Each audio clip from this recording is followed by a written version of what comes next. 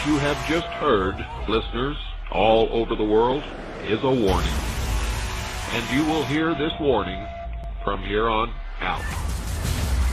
You've been listening to your leaders tell you that there is a great move toward democracy in the world. You witnessed the parting of the Iron Curtain, the fall of the Berlin Wall, the fracturing of the Soviet Union.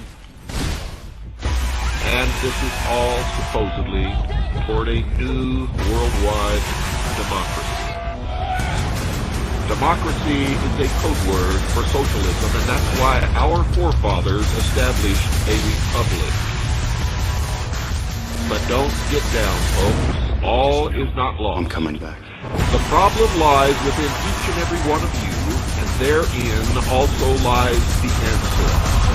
I'm your host, William Cooper, and you're listening to the Hour of the Time.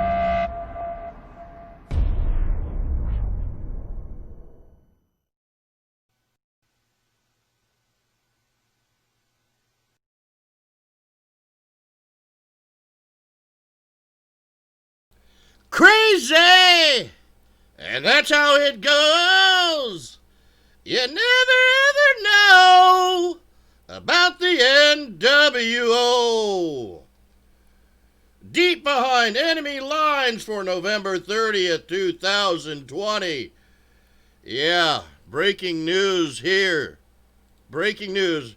3 days ago, the United Nations chief called for the rebirth of the global economy to deliver sustainable development. In the mix, you'll find out how this plays into, once again, if you haven't figured it out yet, Smartmatic voting systems are on. You're going to hear from the CEO on Trump's challenge to the United Nations. It's all tied in. How deep does the rabbit hole go? Let's start peeling back the layer of the onions and expose this whole fucking global conspiracy before your very eyes and who's all behind it, right? Yeah. Who rigged the elections? Well, President Trump, I guess he's just not up to speed with the news that I have. He obviously doesn't have the news that I have, because he's still asking the FBI to get on top of figuring out when they're going to come down and charge people with crimes. In the Justice Department yesterday, he was on Fox News telling people, hey, come on, help me out. The FBI isn't helping me out with this rigged election. Well, friends, I'm going to tell you right now, we're in a shitload of fucking trouble. We're in a fucking pile of fucking trouble. The whole entire world is against you and me, okay? They want a global fucking government.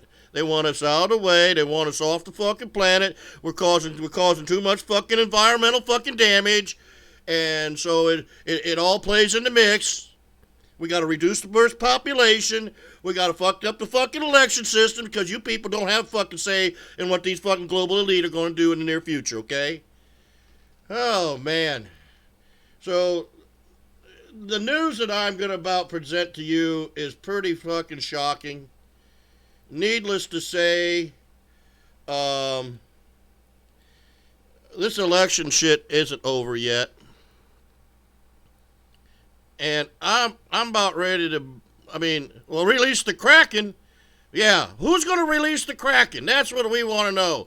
Because I got the Kraken beast right here. I know who the Kraken is. Matter of fact, it's a supercomputer. Shh. Don't let nobody know that the Kraken is a supercomputer. Ooh, it had fucking hardware over in Germany that somebody said didn't get fucking rated, right? Somebody said the fucking hardware machines over in Germany didn't get rated Skydle servers. Well, here, I'm about ready to burst your bucket bubble right now. Dr. Philip D. Klein. You might not know who this guy is, but he let out a tweet yesterday, and even the president doesn't even know this news yet. Just to give you a heads up, we're ahead of the president. When I got the president's even judicial team tweeting out that the Amistad Project of the Thomas More Society retained Matt Braillard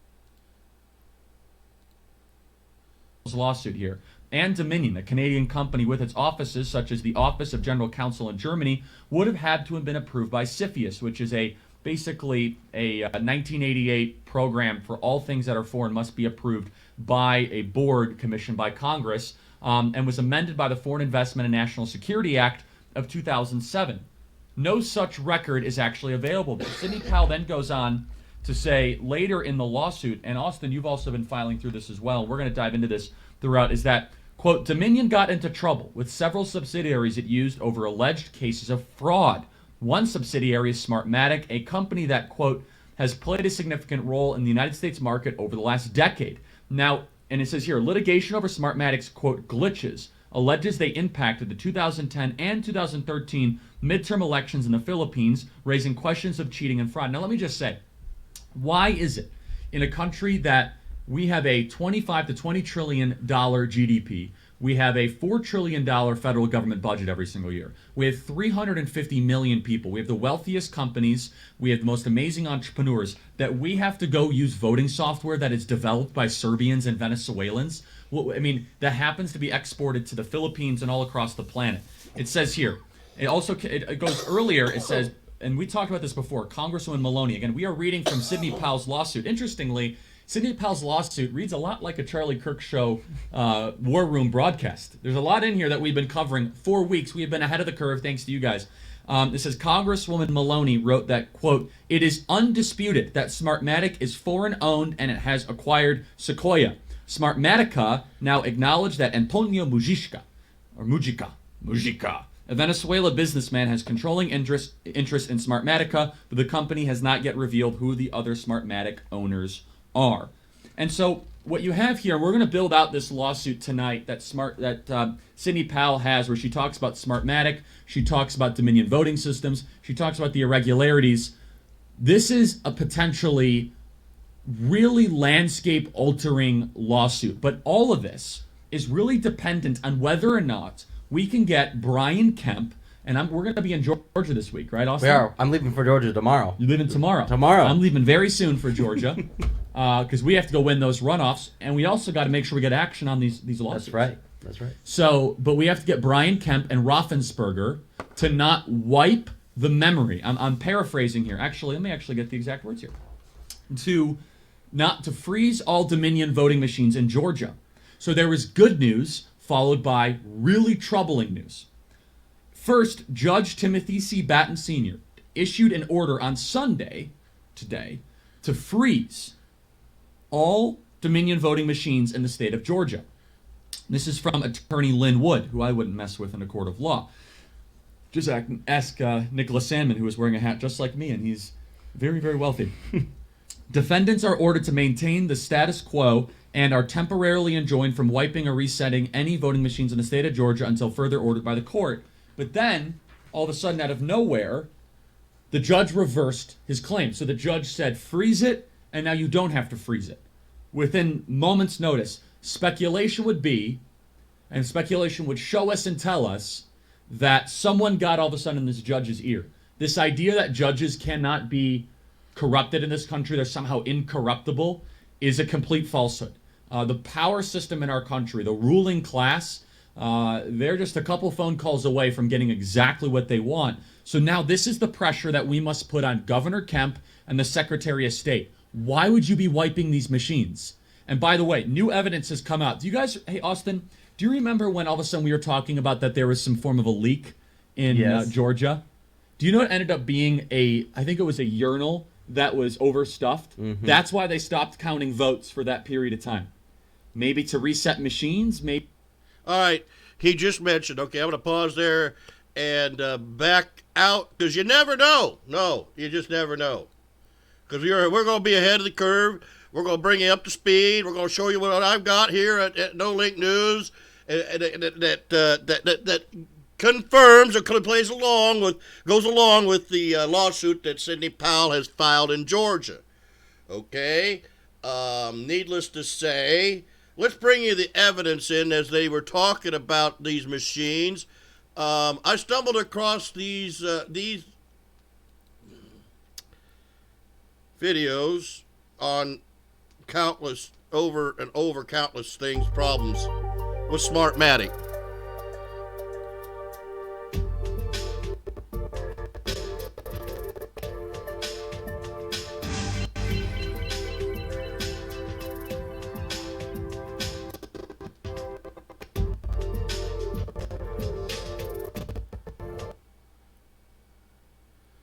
Okay, computer getting all huffy and puffy on me.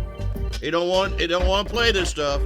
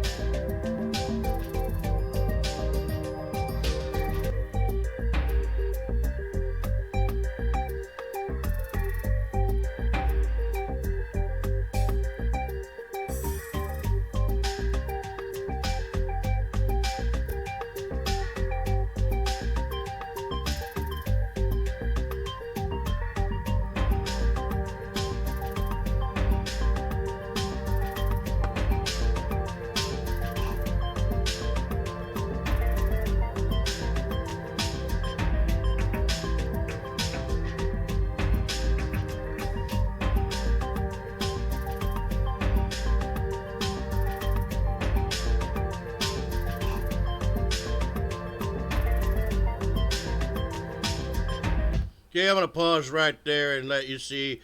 This is the Smartmatic technology serving you all in your voting machine system.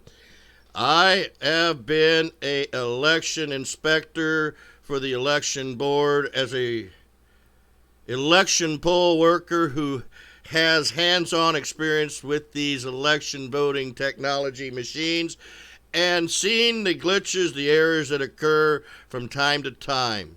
Personally, firsthand, I, once again, have run the elections and managed the election machines and tabulating and observing how the results are calculated. So where are we going from here? Well, like I was pointing out, that Philip Klein has in his possession hundreds of thousands of illegal ballots. The data analysis we have that he says claimed that's been requested by the FBI.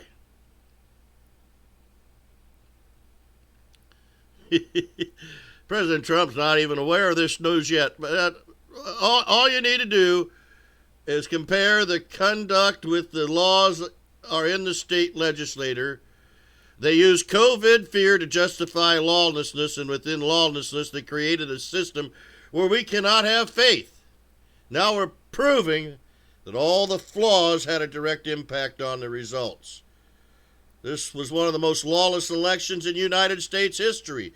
That lawlessness has made it difficult for people to have faith in the election results. So here we go. 18 hours ago, Carrie Sheffield posted breaking news. The FBI asked Voter Integrity Project for findings on possible illegal ballots during 2020 presidential election, says group leaders. A former Trump data chief, here we are at his, yeah, here it is. He's very pleased to cooperate with any investigative authorities. He says he's obtained substantial and compelling evidence that unlawful actions by state and local officials in swing states resulted in the casting and counting of hundreds of thousands of fraudulent ballots and the improper spoiling of tens of thousands of valid ballots. Our data has been used to ID hundreds of thousands of potentially fraudulent ballots in states where they filed litigation. More about this data, well, you'll be seeing in the mainstream media. There's no doubt about it. Once again, the headlines is new headlines is FBI requests files of people voting in multiple states. Possibly. And another member of the team, the election integrity team, the FBI has contacted Matt Breinert and Phil Klein to access their data. Who's Matt Breinert? He's the executive director of Look Ahead America, former data chief and strategist for Trump for president. And what does he have to say? Well, let's see what he has to say.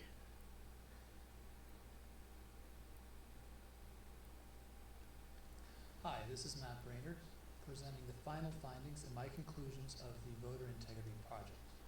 Before we get started, I want to get a few things out of the way. First of all, thanks. I want to thank my team, those that I can name, those I can't, those that I can name, Vito, Cam, and Thomas, along with Justin at the satellite office, as well as so many people whose names I really can't share because they're not really comfortable with the spotlight, but did a tremendous amount of hard work. I also want to thank the many, many donors, almost 9,000 of you who funded this project and made it possible. And I don't think I've ever been prayed for so much in my life as I have been as I've undertaken this project. And most importantly, I want to thank my wife, who has put up with a lot as this has unfolded and has been nothing short of completely supportive. And I'm very grateful and very blessed to have her. Some opening notes. First, I want to apologize if I haven't been responsive to certain people reaching out to me. After this started, my inbox, Twitter and email, my texts on my phone, they were just exploding nonstop. And I usually did my best to respond saying thank you and I appreciate it. A lot of people offering to do things, a lot of people with data backgrounds, etc., offering to help with the project. In many cases, I really couldn't make use of that given the time frame and what we had to do. But I do appreciate it. So if I didn't respond to you and you sent me some message, I saw it, and I apologize, just did not have the time to do it, because if I responded to everybody that was sending me long emails with all kinds of ideas and theories, some of them pretty solid, I wouldn't have had any time to get the work done. So I want to make clear to you that all of the material that's been collected here, that's been funded, has been shared with multiple legal teams, including the campaigns and various independent efforts, and it is in fact going into many of the filings across all of the pivotal states. And I've signed quite a few declarations. A lot of work and analysis has been done where what we discovered here was used as the basis for additional statistical projections. So what has happened here is making a difference in the courtroom. Whether it makes a difference beyond that, hard to say, but it has certainly fortified many of the arguments that attorneys who are trying to determine the truth here, it helps them out by giving them additional ammunition to make their case. When all of this is done in the next couple weeks, probably the later part of this week or maybe the beginning of next, after I'm done with much of the litigation support I've been engaged in, I will be releasing a white paper that goes into all of this in depth, all of the methods, all of the findings, along with releasing top-line data and certain voter data sets. I will also be releasing the line item budget of what all of this costs, and hopefully I'll have found an independent auditor to review these expenses to make sure that I have spent the money I said I would spend, and that all of the Give, Send, Go money was carefully stewarded. I also hopeful that some of the people who watch this, who maybe are podcast hosts or you're in the media, I'd love to set up as much as possible Q&As so that anybody that's out there would like to ask a question can do so, and I'd be happy to respond. I think it's very important with a project like this that it be absolutely transparent. So there's really no question related to it that I'm not happy to answer, even though sometimes I might not have the answer. So what this project was trying to do was to establish a concrete finding. This is different than I think what a lot of the other voices on this issue have been raising, which are what I would consider somewhat speculative or something that's purely analytical.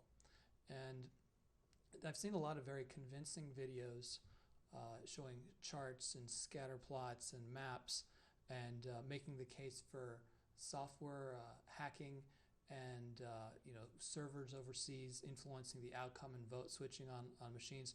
And I'm not disagreeing, or I'm not saying any of that stuff is incorrect. But I think there's a problem sometimes with that, where if you personally do not have expertise in that area, and somebody who is a purported expert explains to you what has taken place, that's something nefarious or something complicated, either involving complex mathematical formula or some code in some software somewhere, they can be very convincing. And if you don't have a strong background in that area that you can question it, you can believe them, but you're believing them solely on the basis of trust. And what that also means is that somebody else who you may also trust can also make a very contrary convincing argument. And I don't want to be in a position where I'm taking on faith somebody that may not know that well, or somebody that's making a case where I can't push back. I don't have enough understanding of the technicalities to make an argument, or to really understand or to appreciate it. Because when I'm listening to, say, an advanced statistician making an analysis, or some software engineering guy making an argument about voting machines, I just have to trust them. I don't want anybody to have to do that with any of my findings, because everything that we're putting together here at VIP should be very accessible, completely understandable. And if you were to sit here next to me and I was open up the raw call records or some of the other analyses we did, it would be very obvious what was going on. You would not need a degree in statistics. You would not need some kind of a computer engineering degree to understand the findings that we have here. And I think that's very important. And it also makes it very easy to reproduce. So if somebody else wanted to do what I had done here and what my team had done, they could do it, and ideally they come out with the same results. I do want to give some allowance, though, is that I'm very open to any criticism of how this was conducted, to hearing any errors that I may have made or my team may have made, or somebody's that can make a very good case in terms of what our findings are, why I may be drawing the wrong conclusions from them.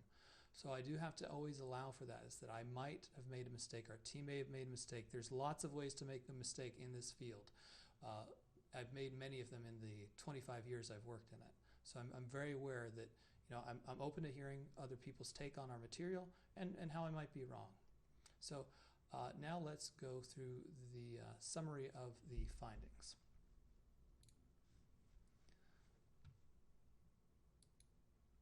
So I'm going to take you through each of the analyses that we did. Much of this has been presented already on Twitter and other social media networks, but I'm going to consolidate all of it here, and these would be the most accurate and up-to-date numbers from our findings. So we're going to look at some of the programs we did, which is an analysis of the unreturned absentee, of low ACT and NCOA voters, dead voters, residency and double voting issues, issues with Wisconsin, and issues with Georgia and Pennsylvania. So let's start off with unreturned absentee. Now, this sort of started off for us as a little bit of as a bit of a curiosity, because in all of these states there were substantial populations of people who had requested an absentee ballot but not returned it. So we took that raw data from the state, as we did for all of these analyses. We appended phone numbers to it, and then we called these people and first identified that they were the people we were trying to reach. Because often with phone appends, sometimes it's not the right person or something goes wrong. So we always confirmed that the person we were trying to reach by full name was who we were talking to. And then we asked some questions. We asked whether or not they had requested that absentee ballot. Because in all the states we did this experiment, that was required. And then we asked whether or not they had returned the ballot. So if they requested the ballot, or if they told us they did not request a ballot, that's a problem, because they were supposed to have done that. If they told us that they had in fact returned the ballot, that's also a problem, because the state did not record them as having returned it. Now across the top you can see sort of the universe of unreturned absentee ballots. One caveat here for Pennsylvania is that we just focused on registered Republicans, and all the other states that is it's not partisan. So it's the total population for those universes. And then you can see, the phone match rate, and then the number of people we were able to reach via phone. And to those of you who may be unfamiliar with phone survey research, I've worked in this field going all the way back to working for Frank Luntz's firm in 1997. I can tell you that the drop-off is pretty typical, and in some cases it's actually increasing. The number of people you've got to call, the number of phone numbers you've got to dial in order to reach a given population continues to increase. So it's very difficult to get people on the phone. But ultimately, the folks that we did reach, you can see the counts across the top here. And then we showed the number that requested and did not request. So I got a lot of anecdotal messages from people who they themselves received absentee ballots despite maybe not living in the state or not requesting them or intending to vote in person or early, or family members, etc. So many anecdotes of that. And here across the bottom, you can see, I know these are pretty good sample sizes, the number of people who did not request. So in Arizona, of the people we reached, over 44% of them did not request that ballot. Georgia, we found 18%, 24% in Michigan, 32 or almost 33% in Pennsylvania, and in Wisconsin, 18%. Those are pretty startling numbers, because the question is, how did that ballot get requested? Who did that? Did somebody else do it in that person's name? Is it possible that the people we talked to maybe lied to us or maybe did it and forgot about it? Is there clerical error where people marked as having requested who didn't? Was there a clerical error that could be this substantial? Then we look at the people, and we're just talking about now down here, the people who did request that ballot, who said, yes, I requested it. We asked them whether or not they returned it. And in many cases they did not, but in many cases they say that they did. So now the question is, what happened to these ballots? Why didn't they get counted? Why didn't they get back to the clerk's office? And again, in states where you've got such close margins, this is significant. So I do want to make a note here. So this is not we did not run this experiment in Nevada, because they did, in fact, mass mail ballots to their entire universe. So this first question would have been irrelevant. So we put Nevada aside, but we ran it across all the other states. Now, some people have done projections, statisticians with serious academic credentials have done projections where they take these universes and then apply them to the universe as a whole. And that, to me, as a non-statistician, seems fairly, it seems to make sense, because when we do surveys or polling work, there's always margin of error. And why is there margin of error? Because we are making an estimate in terms of what the entire population may have been doing or how they would respond to a question. So these are the universes, and that has found its way into court documents.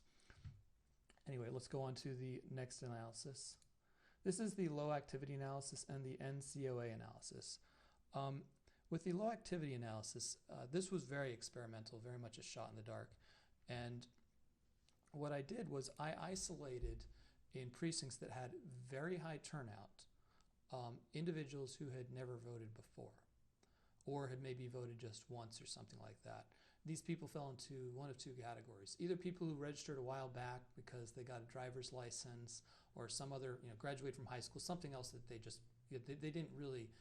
they weren't eager to get registered, they weren't ever eager to vote. The second category are people who registered very recently. And the theory being that in many cases where there is a ballot harvesting operation, there's also a voter registration harvesting operation, and that they often work together or organized by the same people. This is just theoretical. And the idea being that if we ran this experiment, we would start finding people who would tell us that they actually, in fact, did not vote. So if we go back to the numbers, you can see that there are respondents in these universes on those data loads. Now, if you're wondering why Michigan has a round data load, that's because there were budget issues as we were getting close to the end, and Michigan was the last state we ran, so we kind of capped it at that. But I do think these are significant in their percentages, even though they're very small amounts. And I want to make the point that if you actually were running if somebody was in fact running some kind of organized operation to cast ballots in other people's names, it would be unlikely, for us to find a significant number. I think that we would find the trace amounts, which is what we're finding here. So it does not necessarily surprise me that we find these numbers if this is what we're looking for. And what I'd like to, I compare it to is a COVID test. So when you go get your COVID test, they don't autopsy you and look all over your body for all the signs of COVID. They just take a very small sample. And if they find just a couple of antibodies, well, that's really all it takes to demonstrate that something happened. So here's the question with these people. how did they get marked as having voted despite saying they didn't vote? Are they not telling the truth to us? When we called them and said, hey, is this your name? Maybe they didn't hear it right and they just ignored it. Perhaps, again, maybe there was clerical error. That's possible, but I think that, I think this should be looked into more closely to find out exactly how these people were marked as having voted, how they had ballots cast despite the fact that they denied it. We'll go on to the NCOA check, which is very similar.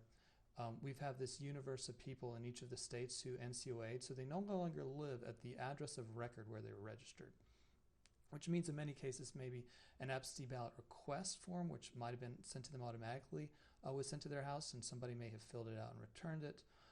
There's all kinds of theoretical ways, but again, the thinking here is that theoretically, if you were running a ballot harvesting operation, you would intentionally target people who had not voted before, which is naturally the low activity people. But also, one reason people may not have voted before or not shown up as voting is because they moved away.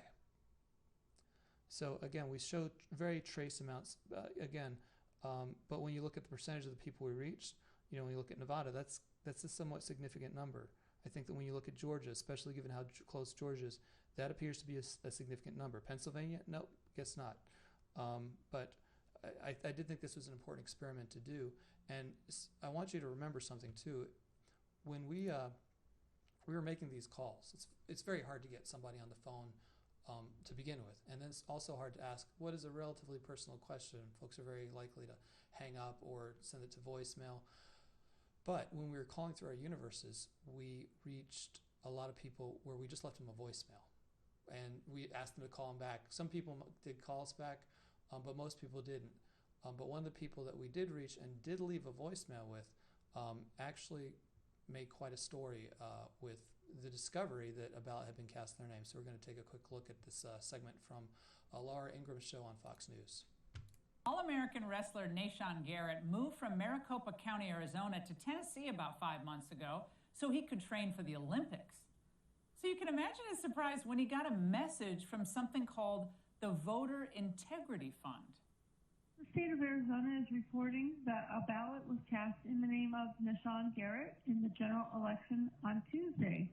If Nahshon Garrett did not cast this ballot, please call us back. Well, that doesn't sound fishy at all, right? Well, Nahshon didn't think so either.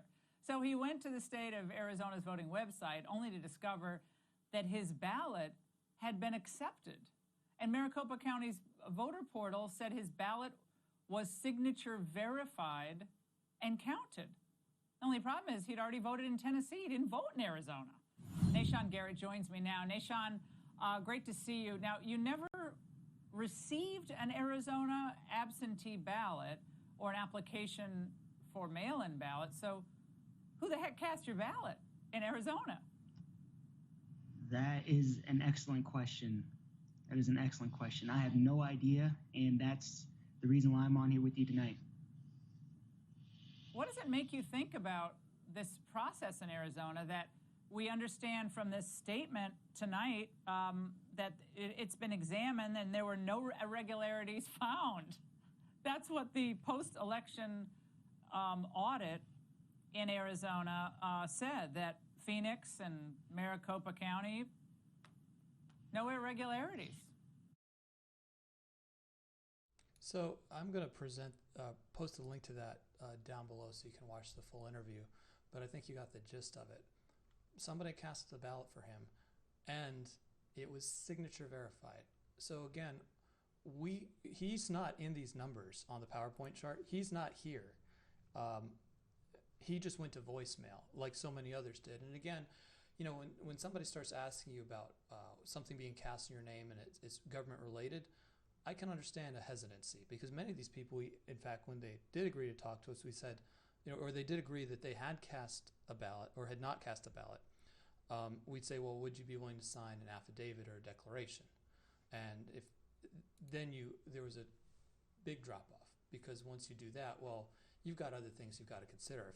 If I called you up and said, hey, did you cast that ballot, was cast in your name? You say no. Okay. Then I say, well, are you willing to sign a declaration or an affidavit? Suddenly the calculus all changes. You start thinking, how's this going to affect my life? What is my wife going to think? How is this going to affect my family? Am I going to have a target on my back? Am I going to get doxxed, et cetera, et cetera? So throughout this, though, we were successfully able to find enough people who are upset about it that they did sign declarations, and attorneys were able to follow up to get affidavits from them. And those have all actually been filed in court. So the declarations we've collected have been filed. But again, numbers-wise, it gets a little tough. It's very hard to get somebody who may have been wronged here. In many cases, the victim of voter fraud, just like Nishan was, to step forward and again put a target on their back. So let's continue with the presentation here. Yeah. So we saw his story, and moving along, dead voter analysis. This is one that I heard a lot about, and we did a pretty robust analysis of this. We bumped up against the early and absentee voters, against the Social Security Death Index and the Master Death File. That's very difficult for a lot of reasons. Among the reasons is that in many cases, states don't have accurate date of births on their voter records, and that's absolutely required to get a reliable match. There are other issues too, such as the way people seem to have the same names, especially intergenerational, even live at the same addresses. So when we got our findings back, very low numbers from the SSDI and MDF match, we then added another layer of scrutiny to see if we could actually confirm whether or not these people were definitely dead. And in very few cases were we able to confirm it. I've been provided with lists from people who've said, like, this is a list of thousands of dead people who voted, and then I spend a little bit of time on the list, and not only do these dead people vote, but I can call them on the phone and talk to them. So a lot of false positives in some of the other analyses I've seen. I'm open to being proven wrong. If somebody wants to share data with me and explain their precise methodology, I'd be more than happy to hear it. But so far, this was not an analysis on its own fruitful. I cannot say that there was an effort targeting the deceased to vote in their name. Now, we did discover incidentally people through our NCOA program or other ways of outreach, people saying, or on return, we'd ask, hey, did you request that absentee ballot or did you cast that vote? And we end up talking to a widow of the person we were trying to reach saying, no, he absolutely did not. And they were never flagged as being dead. Again, it's very difficult in this country to programmatically determine who is dead and who is not. So I really can't draw any conclusions. Either way, our finding was we just didn't detect it. So moving on.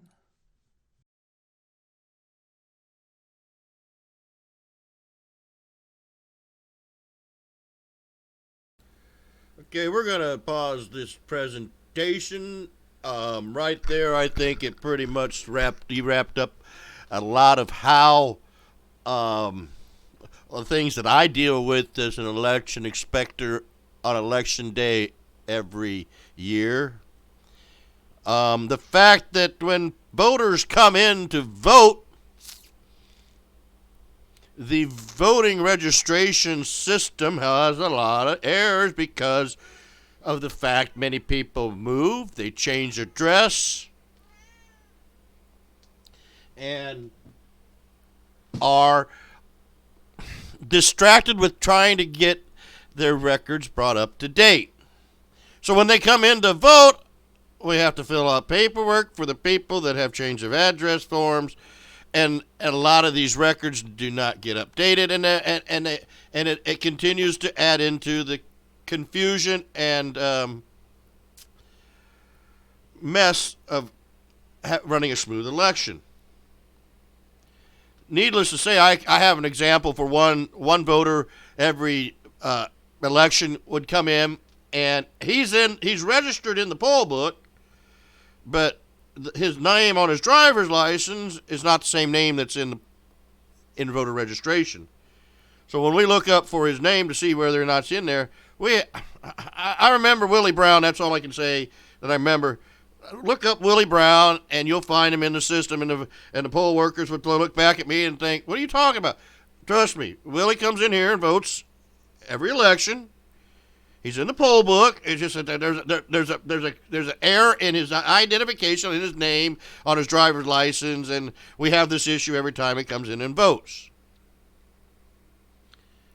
But that's the thing. The voting machine systems in my county that I manage are old, obsolete, and antiquated. And Matt did not want to discuss these issues because the voting machine companies and their integrity. He has. I'm just going to. I can't make a conclusion on this either, but let's just note that Matt has just suggested or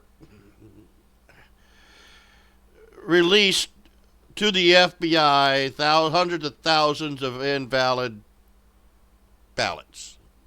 So.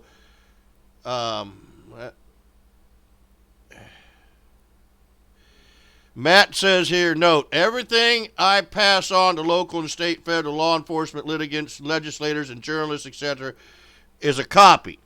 So he's not going to be giving them up the actual document. So despite sharing it with individuals from all those groups, there's never a guarantee of a productive result. And that's where we're going to be at with today's presentation here at No Link News.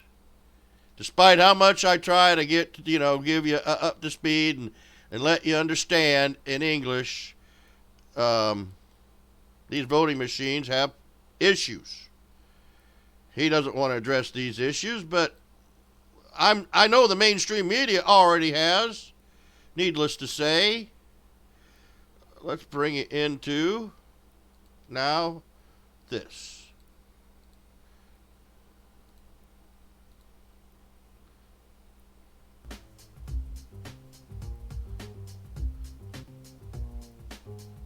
Het nieuwe elektronische stemmen werd ontwikkeld op basis van een studie door 7 universiteiten in opdracht van de overheid. Zowel de hardware als de software wordt geleverd en ontwikkeld door Smartmatic. Om een perfecte technische ondersteuning te bieden, doet Smartmatic een beroep op Winkorn Nixdorf. Dat kan terugkijken op een jarenlange technische ervaring met onder andere digitaal stemmen. Deze instructiefilm werd gerealiseerd om u een beter inzicht te geven in de nieuwe stemprocedure en de werking van het materiaal. De nieuwe stemapparatuur wordt geleverd door Smartmatic. De stemcomputers en de voorzitterscomputer zijn verpakt in stevige koffers. Deze koffers laten toe om de computers makkelijk en veilig te verplaatsen. De koffer van de voorzitterscomputer bestaat uit een netboek met muis, een printer, een kaartlezer, een USB-hub en de kabels en stroomadapters om alles aan te sluiten. De elektronische stembus bestaat uit een deksel met scanner en een opvangbak. De scanner wordt aangesloten op de USB-poort van de voorzitterscomputer. De stemcomputers worden in de stemhokjes geplaatst. In de koffer vindt u 1 stemcomputer, een alarmdoos en een sleuteltje om de printerslede te openen en de klepjes op de achterzijde van het toestel van de aan-uitknop en de USB-poorten. De alarmdoos wordt aangesloten op de seriële poort aan de achterzijde. De alarmdoos wordt aan de buitenkant van het stemhokje bevestigd. Zo ziet de voorzitter welke stemcomputer een alarm geeft. Kort voor de verkiezing ontvangt elk stembureau de 3 USB-sticks. 2 identieke zwarte USB-sticks met de verkiezingstoepassing en 1 witte USB-stick voor de resultaten. In een begeleidende brief vindt u de codes om de toepassing te starten. De USB-sticks met de verkiezingstoepassing worden in de USB-hub geplaatst en de netboek wordt aangezet. In de begeleidende brief vindt u de loginnaam van het stembureau en het wachtwoord om de toepassing te starten. Bij het opstarten van de verkiezingstoepassing wordt er een diagnose uitgevoerd op de aangesloten apparatuur, de scanner van de stembus, de printer, de kaartlezer en de USB-sticks met de verkiezingstoepassing.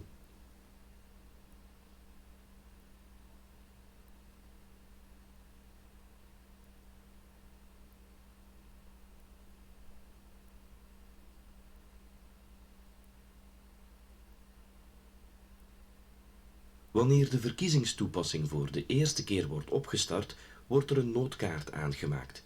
De noodkaart biedt de mogelijkheid om stembiljetten van een stembureau achteraf te hertellen. Bij de noodkaart hoort een beveiligingssleutel, die wordt afgedrukt in het noodkaartrapport. De noodkaart en het rapport worden in een enveloppe bewaard. De stemcomputers worden via de verkiezingstoepassing geactiveerd. Via de wizard stemcomputers installeren wordt er een aanmeldkaart aangemaakt. De voorzitter kan met beide USB-sticks van de verkiezingstoepassing de stemcomputers opstarten.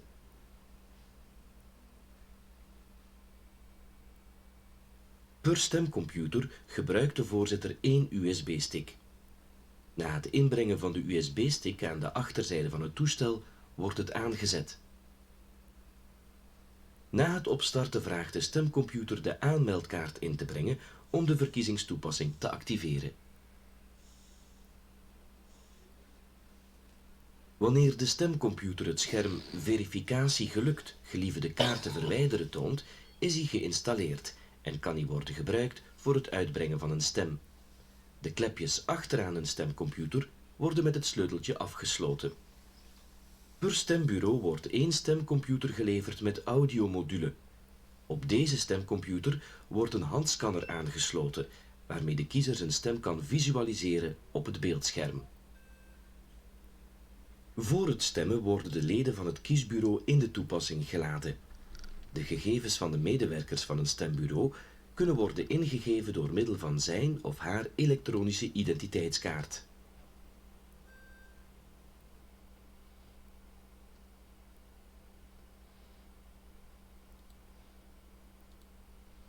All right, well, once again, I'm going to pause this and after, probably most of you can't understand German or Belgian, but this is Smartmatic, how, I'm learning a lot here watching this, seeing how their Smartmatic voting machine system, because the voting machine systems I manage were not the same as Smartmatic, but needless to say, very similar.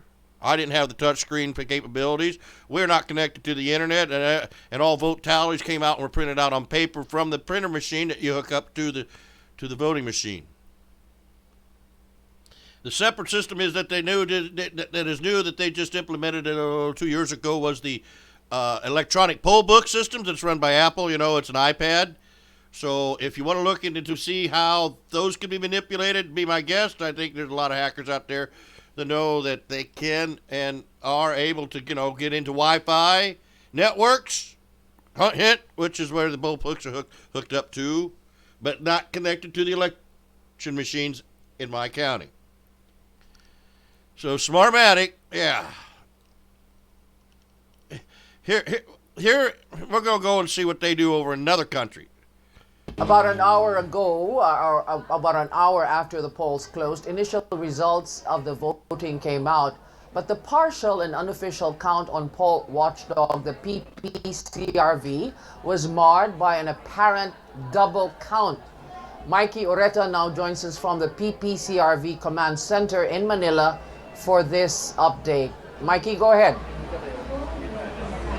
Hi, Tina. After halting briefly for a few minutes, the parallel manual count of the parallel unofficial count of the PPCRV is now A-OK and back online. This after having fixed the glitch it encountered earlier, which caused them to go dark, meaning they stopped releasing any figures. They even asked the media to rescind earlier figures on account of that anomaly, since the senatorial results were yielding unusually high numbers for the amount of precincts counted. They noticed that at around 8:40 p.m. the numbers they were flashing on the screens did not correspond with the number of precincts that had transmitted the results. However, the PPCRV has since explained what went wrong. Anna Singson, the PPCRV's media and communications head, said that there was what they called a formatting error, which resulted in a double count. They identified the script file rather, as the root cause of the problem. They explained that it was reading the transmissions twice. In any case, the PPCRV's unofficial parallel count is now back online. Let me read you the results of the senatorial race, which is what we have at the moment. Grace Poe is leading at number 1 with 8.66 million votes. Lauren Legarda comes in second with 7.83 million votes. Chiz Escudero third with 7.54 million votes. Alan Peter Cayetano with 7.46. Nancy Binay with 6.87. Sonny Angara with 6.79 million. Bam Aquino with 6.44, Coco Pimentel with 6.28, number 9 is Antonio Trillanes with 6.06 million, 10 JV Ejercito Estrada with 5.82 million, 11 Cynthia Villar with 5.78 million, and Gringo Honasan as at 12 with 5.63 million votes. Now this, as 38.26 of all clustered precincts have sent in their votes, so that's 23,847 of the 78,166 clustered precincts that have sent their results. And that's the latest from the PPCRV. Tina, back to you. Yeah, the PPCRV had to resume tallying, kind of like what happened up in Michigan and Wisconsin and Georgia and Arizona. Come on, man. Is this stuff just a coincidence? Come on, man. Double vote counts. Yeah, who would have thought them double vote counts were fixes and glitches on Smartmatic voting machine systems?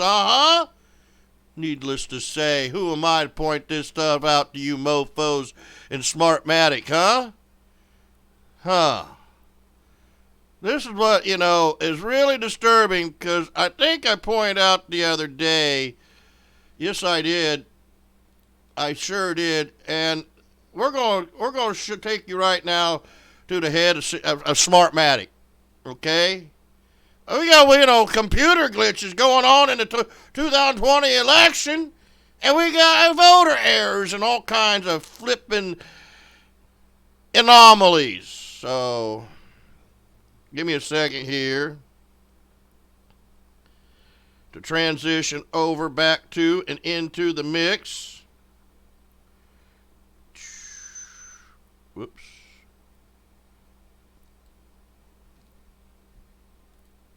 If you haven't seen this yet, this is really pretty much, these facts are highly disputed by Twitter, Facebook, Google, and all your other technocrat rat bastards, okay? They refuse to see what the horse's mouth has to say on the topic of taking over Smartmatic voting systems from a Venezuelan CEO and ties to Chavez. Yep, no doubt about it. Who is this guy? I'll tell you more about him here in just a sec. Here that Smartmatic has never been a Venezuelan company, but correct me if I'm wrong, the chairman that had preceded you was a Venezuelan, and in fact, allegedly, Smartmatic had ties with the late former president of Venezuela, Hugo Chavez. How do you explain all of that? Well, I think the big word is allegedly. The former chairman, who is still CEO, so still very involved in the business, leads it, in fact, was a resident of Florida when these systems were designed. Okay, the question on people's minds, why is Smartmatic even still here in the Philippines? After reports that it had violated provisions of the election automated law, number 1, for example, that it was never supposed to be allowed to bid in the 2010 elections because it did not actually own the software. Dominion Voting Systems owned the software. Plus the difficulty which Smartmatic had to put the COMELEC through just in order to access the source code. Issues like that. Your thoughts? People say we should not be subjected to Smartmatic again this time around. Well, look, I think that's competitors who say that. The fact is, yes, part of our technology is licensed from Dominion, but you tell me a large technology company which isn't using, in part, licenses from other companies, and we have a license for the international use of that particular piece of the technology that we employ. But we are a manufacturing and technology R&D company. We have hundreds of people who are doing R&D and hundreds more involved in manufacture. These are our systems, and the fact is we are proud of the way we've transformed election performance in the Philippines. So Mark, let me just to cut in there and ask you, the license issued by Dominion for you to use their proprietary software, that is a live license, it's an active license. It has not been revoked. No. Okay, No. all right, go ahead, yeah. No, so listen. So, What? Yeah. This is Lord Malloch Brown. Lord Mark Malloch Brown, he just admitted he has a license agreement with Dominion for the Smartmatic voting machine systems that are used in these states. In fact, yes, as part of the technology, is licensed from Dominion. Mark Malloch Brown is the chairman of Smartmatic, or SGO Corporation, SGO Corporation Limited, holding company of Smartmatic. Yeah. And we're wondering, what the fuck are they doing rigging our elections? Huh? You tell me, you mofo, lobo, you son of a bitch, frickin' foreigners. You have no business meddling in our election system. I'm here to tell you that right now, you frickin' British lord, swamp creature, Godzilla of the planet. Yeah. Let's get on to the tip of the spear. Point this shit out. Come on, man. Come on, man. Let's see it. Right here it is, right? Hold on. Come on, man. I got to scroll down and bring in and maybe this center this in and adjust that in, and you never know what I'm going to come up with from the Associated Press, do you?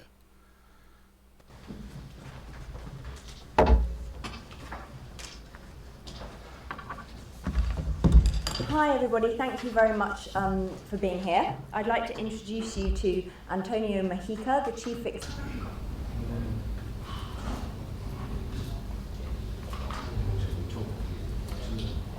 Smartmatic has provided election technology and support services in Venezuela since 2004. Even in moments of deep political conflict and division, we have been satisfied that the voting process and the count has been completely accurate. It is therefore with the deepest regret that we have to report that the turnout numbers on Sunday, 30th of July for the Constituent Assembly in Venezuela were tampered with.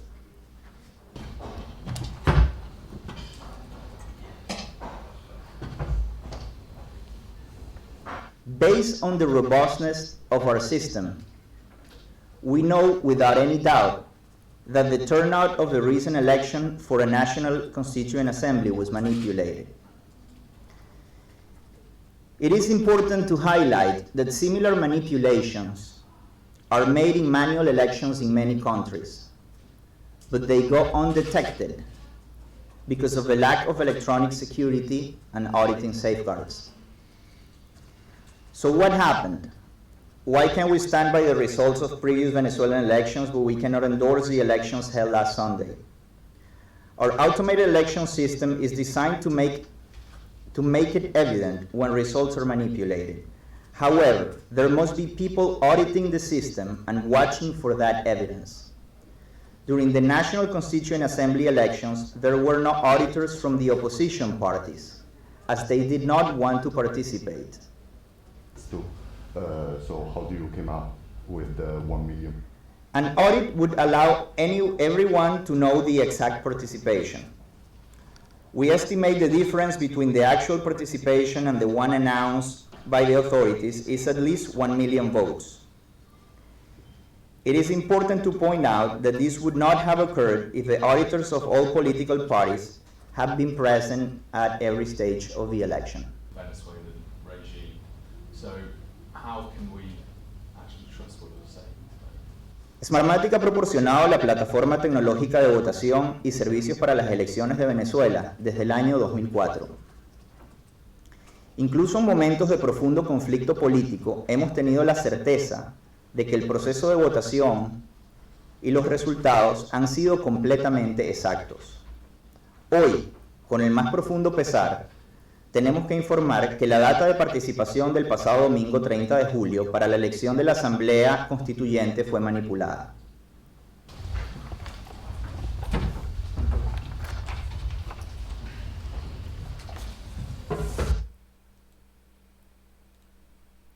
My.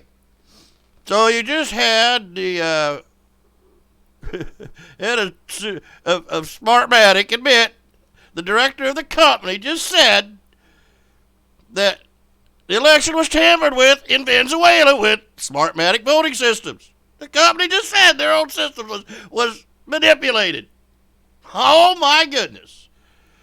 Oh gee, my stars, Matabi. Well, hey, come on, election companies. That was in 2017 from the Associated Press. And 3 years later, we still got a mess, don't we? Oh, it just doesn't have their end. So, with that note, in a sense, technology can only go as far and as fast as people trust it. You know, the technology is there now for everybody to vote in this coming presidential election, you know, online, over the internet. It's certainly, in technology terms, very doable. But would it lead to a result that the American people would trust? Not right away, it wouldn't. And so there's a journey to go. And, you know, in that sense, it's all about technology offering solutions to what people see as the principal issues, whether it is removing the sort of suppressions to registration, whether it's enlarging the number of people who can vote, whether it's getting overseas military able to vote, whether it's helping older people to be able to vote without having to go to the polling station. And there are all sorts of things where technology can come in, provide a solution, either through internet voting or through something which is more interim, which is, you know, better electronic equipment and voting systems in the polling stations themselves. There are lots of sort of these interim confidence building steps that can happen.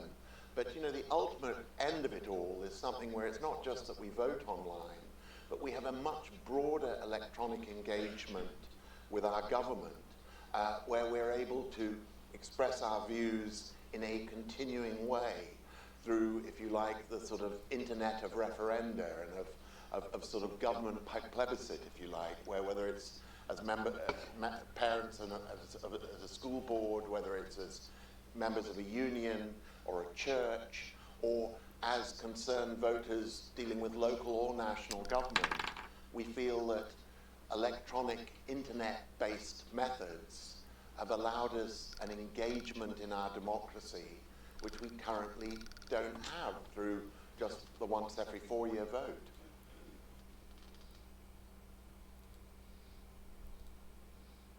So basically what Lord Mark Malloch Brown just said at a Atlantic Council Electronic Technology Conference, that it's time that the world needs rebooted.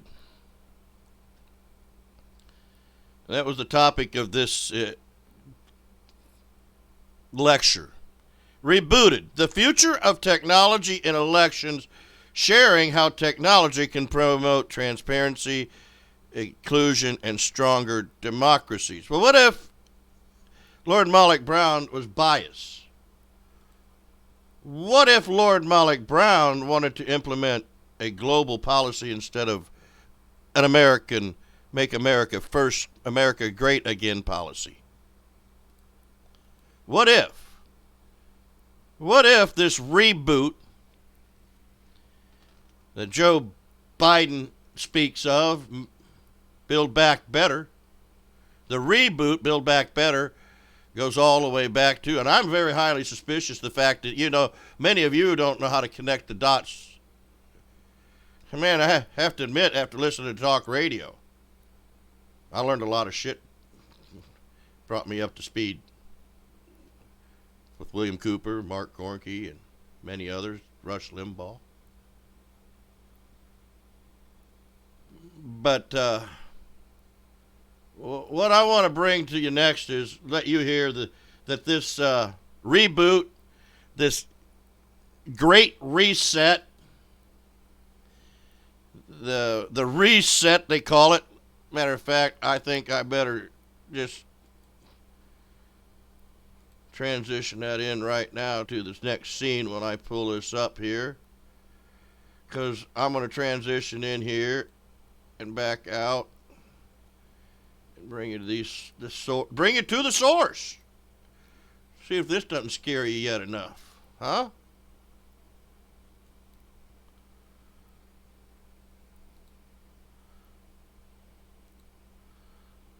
I'd like to invite the Secretary General of the United Nations, His Excellency Antonio Guterres, to make the opening remarks. Your Excellency. Thank you very much, but don't call me Excellency, because this is something that we have abolished in our meetings. There is even a fine of $1,000 each time the word Excellency is pronounced. Now, dear friends, dear Christine, dear Amina, welcome to this third roundtable on rebirthing the global economy to deliver sustainable development for all. Now, we launched these discussions to bring new ideas, fresh thinking, and different perspectives to the table. And over the past months, we have greatly benefited from the insights of distinguished women economists on debt, trade, finance, climate, and decent jobs. This is critical, as we face not only an unprecedented crisis, but also the opportunity to make real, foundational, and necessary change. Now, the challenges loom large.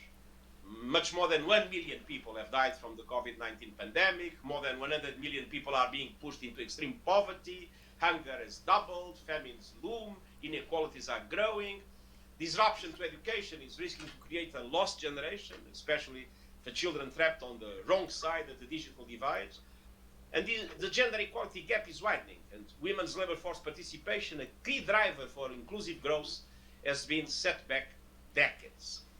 Now, as we face an urgent need for climate action and building a sustainable and circular economy, we need to do different. And let's recognize that developing countries in particular are on the precipice of financial ruin. So we need global solidarity and global coordination. Since day one, as you know, I've pushed for a massive rescue package equivalent at least to 10% of the global economy. Now, the truth is that developed countries have been able to do it by themselves with their own resources.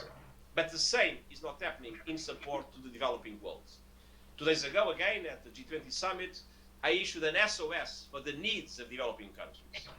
Of course, economic progress rests on halting the further spread of the pandemic. And so vaccines, tests, and treatments must be global public goods available and affordable for all. And this is now recognized. And I've been urging leaders to fully support and to fund the efforts. But we still have a gap in the COVAX facility, a gap of $28 billion US, and until the end of the year, a gap of $4.2 billion US in order to make indeed these new vaccines a global public good, a people's vaccine able to be affordable and available to all. And we also must mobilize the financing to build forward and to put economies on a sustainable path. As you know, in May, I convened together with the Prime Ministers of Canada and Jamaica that lead the group of friends for sustainable development financing. We gathered about 50 heads of state and government to focus exactly on financing for development in this era of the COVID-19 and beyond. And an array of concrete policy options has been put forward by 6 working groups that have worked for several months. And we need those proposals to be taken into account by decision makers. And we need a coordinated and multilateral response to provide the necessary liquidity and tackle the debt emergency in the developing countries. As a matter of fact, there has been a huge increase of liquidity in the world. But that liquidity has benefited developed countries. It has benefited middle-income countries with good access to financial markets that have good fundamentals.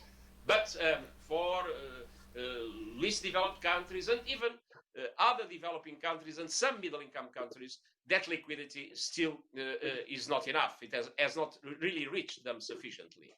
And so we need to strengthen the firepower of the IMF and other international financial institutions to support the developing world. I've been asking for a new issuance of special drawing rights and reallocation of the unused SDRs, and also to broaden the eligibility of the G20 debt initiatives to make sure that they are able to achieve all vulnerable developing countries and even some middle-income countries that bear. Oh, yeah. Do you know what an SDR is?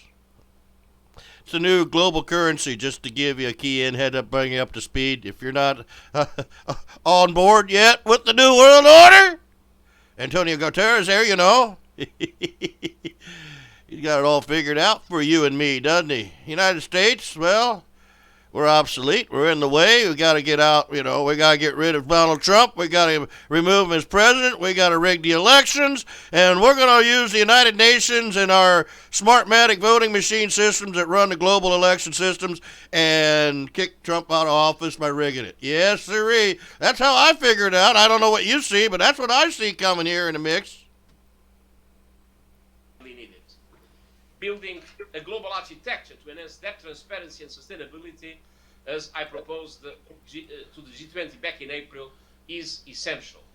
And we need to align all recovery efforts with the 2030 Agenda for Sustainable Development and the Paris Agreement for... So you just heard him say he has to build the world back better. Just like, well, that Joe, you know, Biden, Joe Obama's, you know, famous phrase to get elected, build back better. Huh. Maybe he just stole it from the New World Order as part of their fucking global fucking takeover conspiracy. Maybe that's what it is, isn't it? He's all part of that global fucking compact, you know, Joe Obama, or Biden. On climate change. And we are having some problems. If one looks at the money that is being spent in recovery of the different economies, there is still more money being given to fossil fuel than to renewable energy, which means that we are still not exactly on track with what we usually... So basically, what he's saying is that the Tavistock homo mafia that runs the globe, these homos up there in the United Nations, these wiener whistle wetter, well, you know, they got their own figures up the stage, but, you know, to me, they're like the mafia. We need money. Well, what are we going to do? We're going to rig the election to get money, because obviously you dumb Trump voters out there ain't giving us the United Nations, giving us money the United Nations needs to fucking rule you fucking scumbags with. That's what they think. We're scumbags. We're hicks. We're dumbasses. We don't deserve to have anything worth in life. Listen to him. He's got it all figured out. We're just going to fix the globe and screw you Americans. America, make America work. Destroy America. Yeah, that's his old fucking plateau. Say about a sustainable and inclusive recovery. But fortunately, there are also some good news. A growing number of countries have pledged carbon neutrality by 2050. China has done so by before 2060. And I believe that in the beginning of next year, now with the change in the US administration, countries representing more than 65% of global emissions and more than 70% of world economy may have commitments to carbon neutrality. And so it is the moment to have a quantum leap, to have a global coalition for net zero greenhouse gas emissions, and act now to integrate the goal of carbon neutrality into all economic and fiscal policies. And also to make sure that we create the conditions for every city, every region, every company, every bank, every country to have a plan, a transition plan for net zero in order to reach a global net zero in 2050 for our world as a basic condition to limit the temperature growth to 1.5 degrees in the end of the century. And of course, we need to implement also necessary measures in protection, in reskilling, for a just transition towards good and new green jobs. Everything has a cost, and the change to the green economy also has a cost, and we need to prove that we care for those that will be impacted by the move from the brown to the green economy, and that we have solutions also for them. And of course, we need to scale up investment in the care economy that also places value on the essential work that has become so clear in these past months. As you know, I've been pushing for a new social contract at national level with a strong emphasis on education as the main equalizer, access to new digital economy, again, if properly done, as a central equalizer, and a new generation of social protection measures and also of measures related to fair labor markets. And we also need a new global deal at international level power, resources, and opportunities must be better shared at the global level, and governance mechanisms must better reflect the realities of today. If you look at the Security Council of the United Nations, or even at the Bretton Woods institution, it is clear that participation and voting powers are still much more linked to what we were in the past than with the realities, geostrategic and economic realities of today's world. And at the same time, we need to integrate the principles of sustainable development into all decision-making. And I'm looking forward to hearing your proposals and ideas on the way ahead, on shaping this new social contract and new global deal, and on making sure that the rebirth of the global economy is done in a way that delivers sustainable development and inclusive development for all. Thank you very much, and my strong wishes of a very productive debate. Okay, so there you go. The global conspiracy to remove the American people from power of the United States to ruling their own country has been just laid out before you, right there before your very own eyes, and you're going to see here. I'm take a break here after I show you how deep this conspiracy, how deep the rabbit hole goes, how Lord Mark Malloch Brown is tied in with the United Nations as a coup from the New World Order is staging a coup to kick Trump out of office. They rigged the elections and stole it from the American people, their country. There's no doubt about it. Coming to you next. Huh, yeah. Yeah, you thought the elections were safe and secure. Huh. Who am I to shatter your whole fucking world, huh? Who am I to tell you, huh? This stuff, goes dates back. Man, if they can, if the deep state can kill their own president off to accomplish the New World Order goals, well, let me take a little break and be back in just a moment to expose it all before your very eyes. Lights out on the hour. It is the hour of the time. Lights out for the curfew of your body, soul, and mind.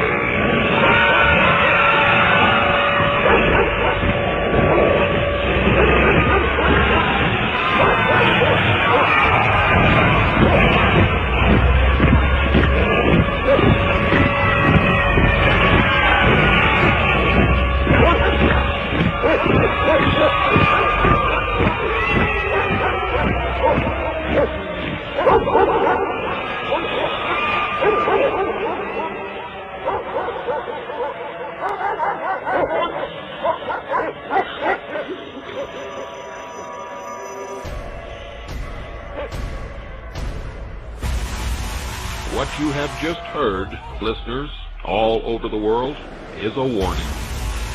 And you will hear this warning from here on out. You've been listening to your leaders tell you that there's a great move towards democracy in the world. You witnessed the parting of the Iron Curtain, the fall of the Berlin Wall, the fracturing of the Soviet Union. And this is all supposedly toward a new worldwide democracy. Democracy is a code word for socialism, and that's why our forefathers established a republic. But don't get down, folks. All is not lost. I'm coming back. The problem lies within each and every one of you, and therein also lies the answer. I'm your host, William Cooper, and you're listening to the Hour of the Time.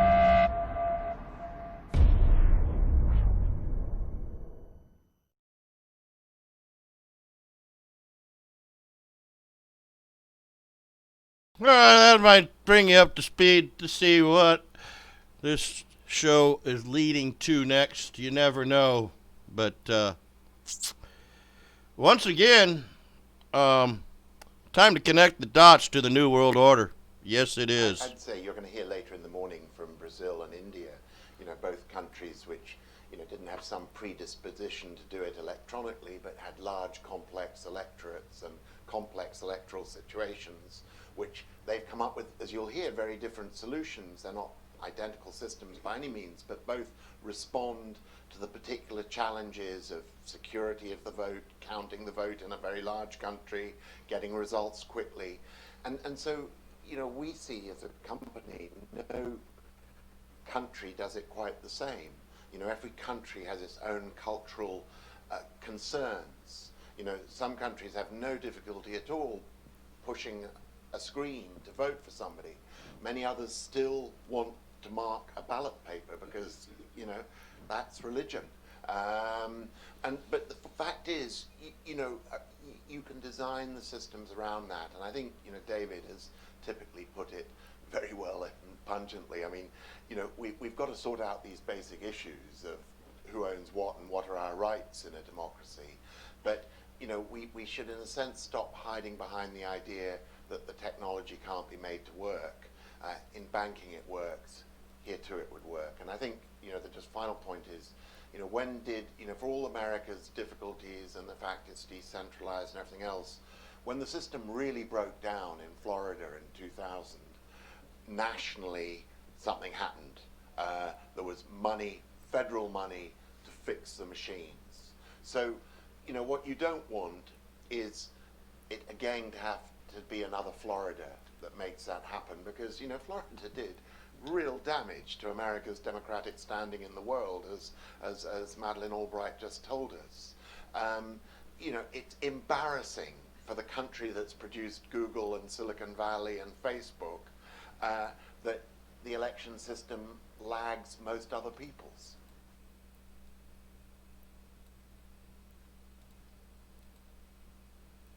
Interesting, huh? Lags most other people's. The United States lags most other countries, doesn't it? Thanks to Smartmatic. In the states that he was running.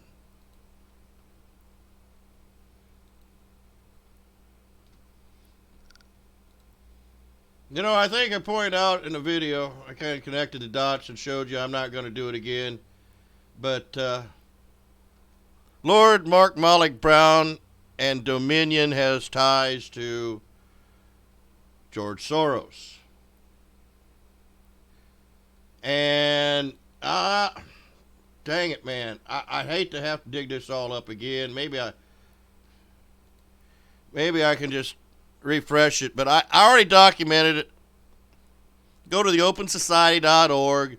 You'll find that there's no doubt about it. Lord Malloch Brown is a subject of interest when it comes to rigging the elections, and that through my research, he's on the board, global board of directors for the Open Society organization that is funded and ran by George Soros.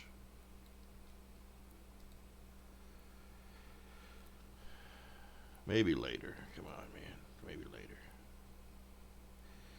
So, you know, the other day, I posted and reported about the billionaire George Soros owned and managed and controlled Open Society organization. Let's see. I have that here somewhere, don't I, in the mix. Who is the Open Society Foundation? What do they stand for? Well, it's part of the deep state, no doubt about it, and they took over the State Department of the United States.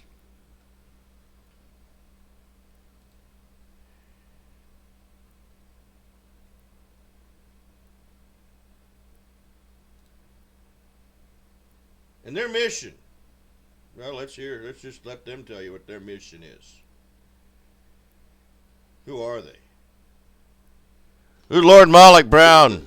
Understanding open society is one thing. Trying to create open societies or strengthening open societies is something else. They have to evolve. They have to create themselves. And that process is a never-ending process. We're living in very anxious times. There's a lot of uncertainty in the world. People are afraid and they want to hide behind closed borders. Societies are divided and the spaces of contestation are becoming more explosive and in some cases violent. People are questioning the rationality. People are questioning the established institutions and norms. It's an onslaught not just on immigrants' rights, but on Muslim rights, on reproductive rights, on LGBT rights. This endless war on terror, the migration crisis, all of that is distorting democratic practice in the world. We've got enemies, open society and its enemies. We are, as the Open Society Foundations, part of a network who support a set of values and a set of principles and a set of ideas. This vision of an open and humane society. A society in which everybody's full potential as a human being is realized. A belief in the right of every individual to have certain levels of dignity, including freedom. The freedom of expression. The freedom of assembly and association. The freedom of movement. The right to protest. Voting rights. A free judiciary. Equal justice and transparency and fairness. And a government that is held accountable by its people. And at the very heart of the idea of open society is that people can disagree, but they can still recognize the greater goal of being able to live in mutual respect, in peace. OSF provides an opportunity to question power, to hold power to account. But the complexity of the fight is that power fights back. Even though we are faced with seemingly intractable problems, we need the courage to step into this moment, to take up this challenge. If not us, then whom? In order to have an open society, you have to mediate the tension between equality and liberty, popular sovereignty, and individual freedom, and it's a difficult task.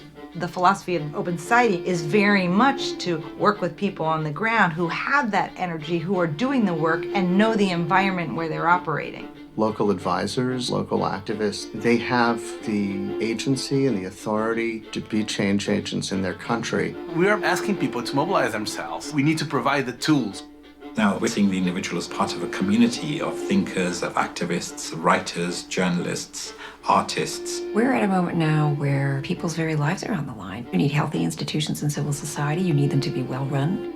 It doesn't matter which country you're in, you will find a remarkable group of courageous people speaking out against violations of rights. They are the voices we seek to support. The only thing that matters is your passion for genuine change, how the world should be. The foundation does more than fund projects. We're engaged with ideas. There are certain things one has to fight for, even if it's not popular.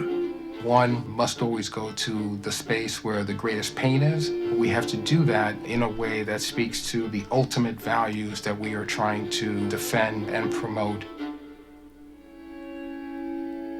This is tough work. Gets us into trouble. There are times when I wake up in the night and I wonder, is this what I really want to keep doing? It's really about my belief that a better world, a better society is possible. This is exactly what a foundation like OSF was built for. The whole point is to maintain and to foster and to strengthen open society. And that means you're made for the moment when open society is threatened. If you believe in something and you have the convictions towards it, you can really withstand insurmountable odds and really fight the fight. Open society is always endangered, and it needs to renew itself by being tested and surviving.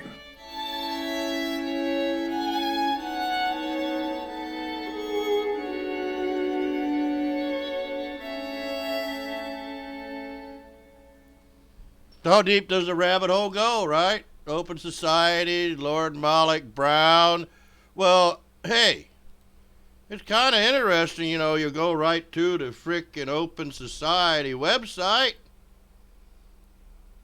And look. Oh yeah, this is unverified. No, this is not, you know, this is not accurate. This is misinformation. You better watch what you put onto YouTube. They're going to take your YouTube channel down because you showed them the truth.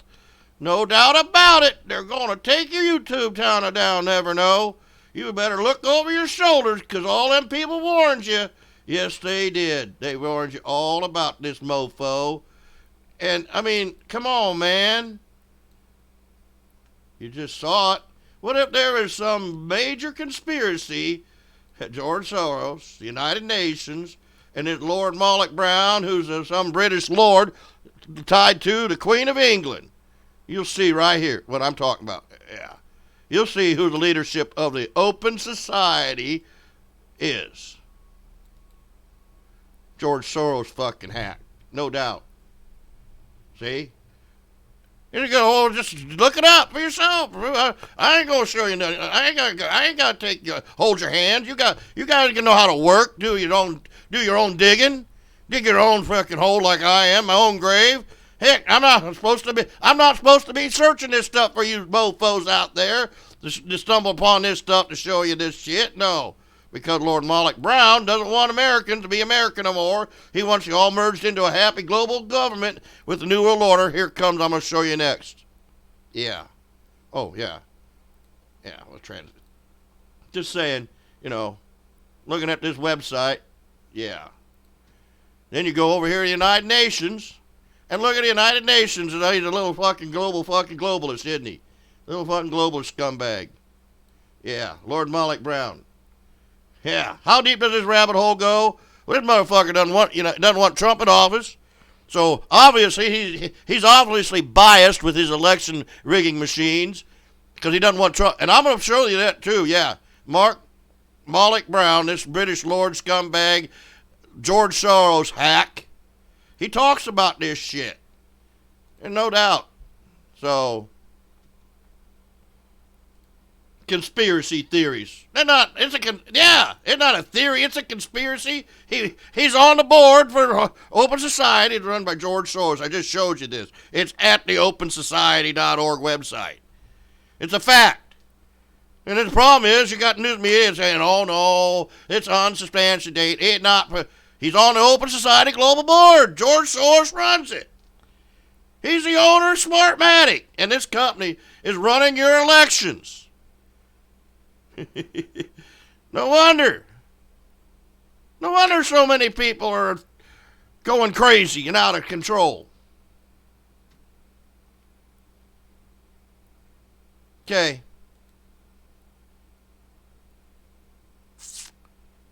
We'll get you all brought up to speed. Here we go. Here's his challenge to the United Nations. Yeah, he don't like Trump. He admits it. Watch this shit.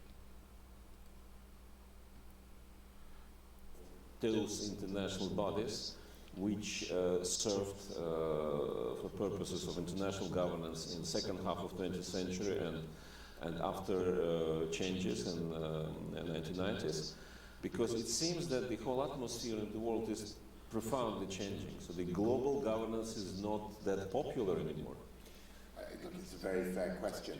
I mean, this is not the first long, hard winter these international organizations have faced.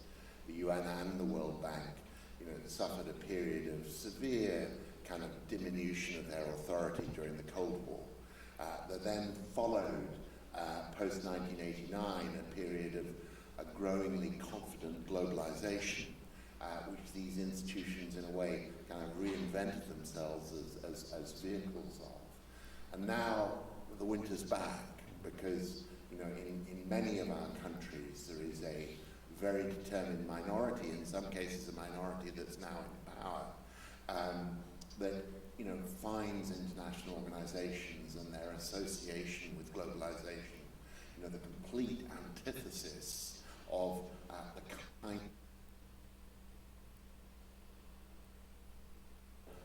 kind of much more nationalistic, bilateralized foreign policy that they aspire to. So the UN, with its multilateral solutions, its effort to bring everybody around the table and craft win-win solutions around issues like climate change, is a kind of cultural enemy to many.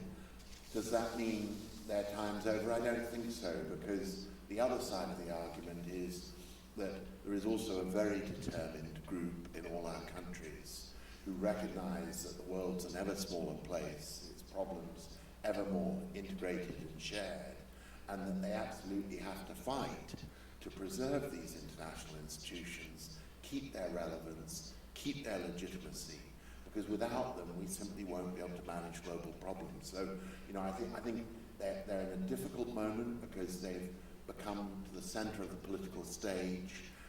For one group, they're the enemy. For the other group, they're an absolutely necessary platform for managing the world.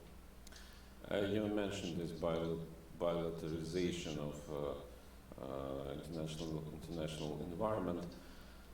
Many people blame on Trump, but I think it's actually unfair because Trump is not the reason. Trump is a product of some changes in the atmosphere. Why it happened? What is the reason for retreat from globalization as it was envisaged? I agree with you, by the way, completely, that I think Trump is both a consequence of and not even the first of a group of leaders who are considerably more authoritarian than we've grown used to, much more willing to trample on the kind of niceties of liberal democracy that so many of us hold dear. But why this? Because I think in a very real way we've entered a world where globalization has become the sort of economic ordering of our lives. In as profound a way as industrialization was in an earlier phase for countries. And like industrialization before it and any economic system before that, it's created winners and losers. And the losers are damn angry. And they are people who traditionally held very good jobs in many of our countries, well paid, cradle to grave, on auto assembly lines or in other manufacturing sectors. And they are casting around for who to blame for their loss of economic status, the insecurity they find in their lives. And Russia understands this very well. I mean, this is a similar kind of phenomenon that this country went through post-1989 of, new winners who were doing dramatically well under the new economic system versus typically older, slightly less educated and adaptable workers who were the big losers.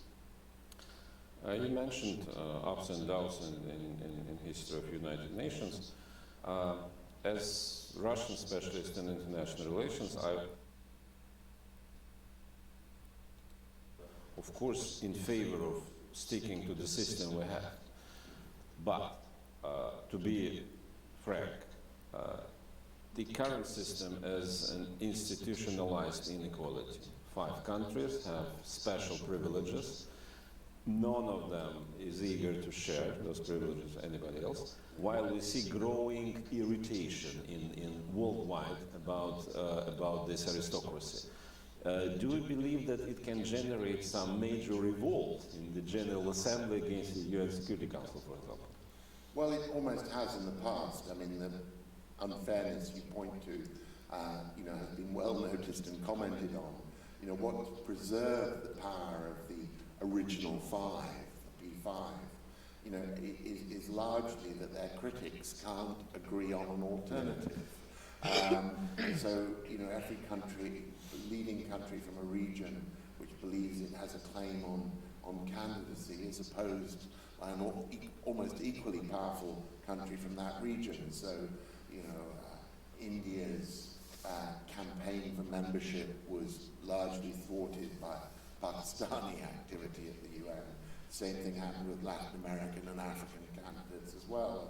And, Japan's candidacy opposed by China, etc., etc. So, in that sense, the difficulty is not, if you like,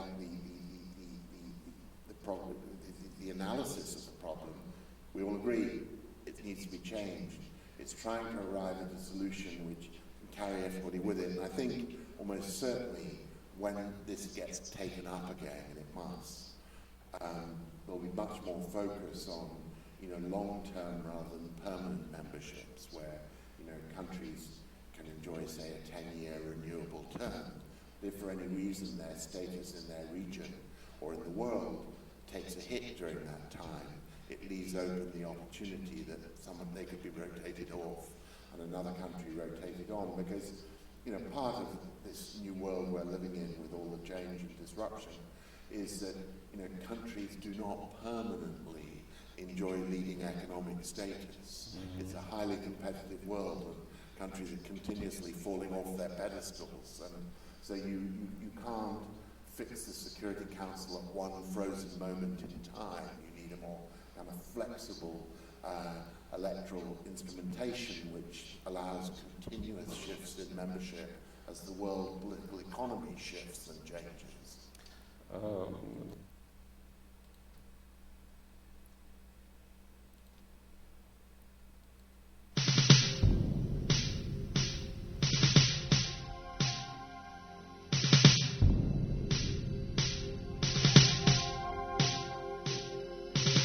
I had a dream the other night that, well, I didn't understand.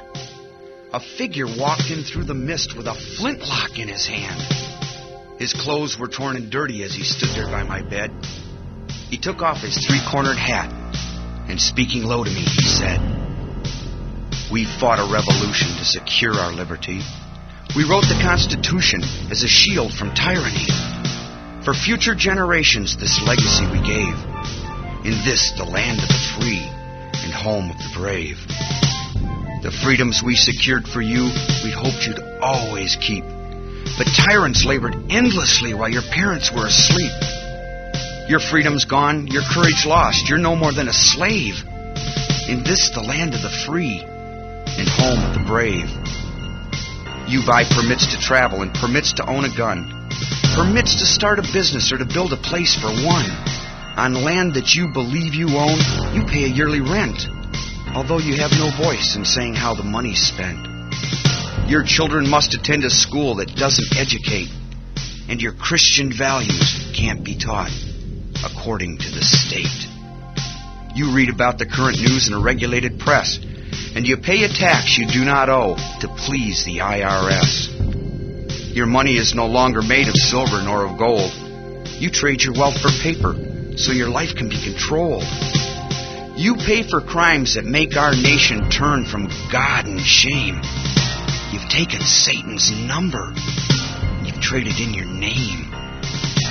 You've given government control to those who do you harm, so they could burn down churches and seize the family farm, and keep our country deep in debt, put men of God in jail, harass your fellow countrymen while corrupted courts prevail.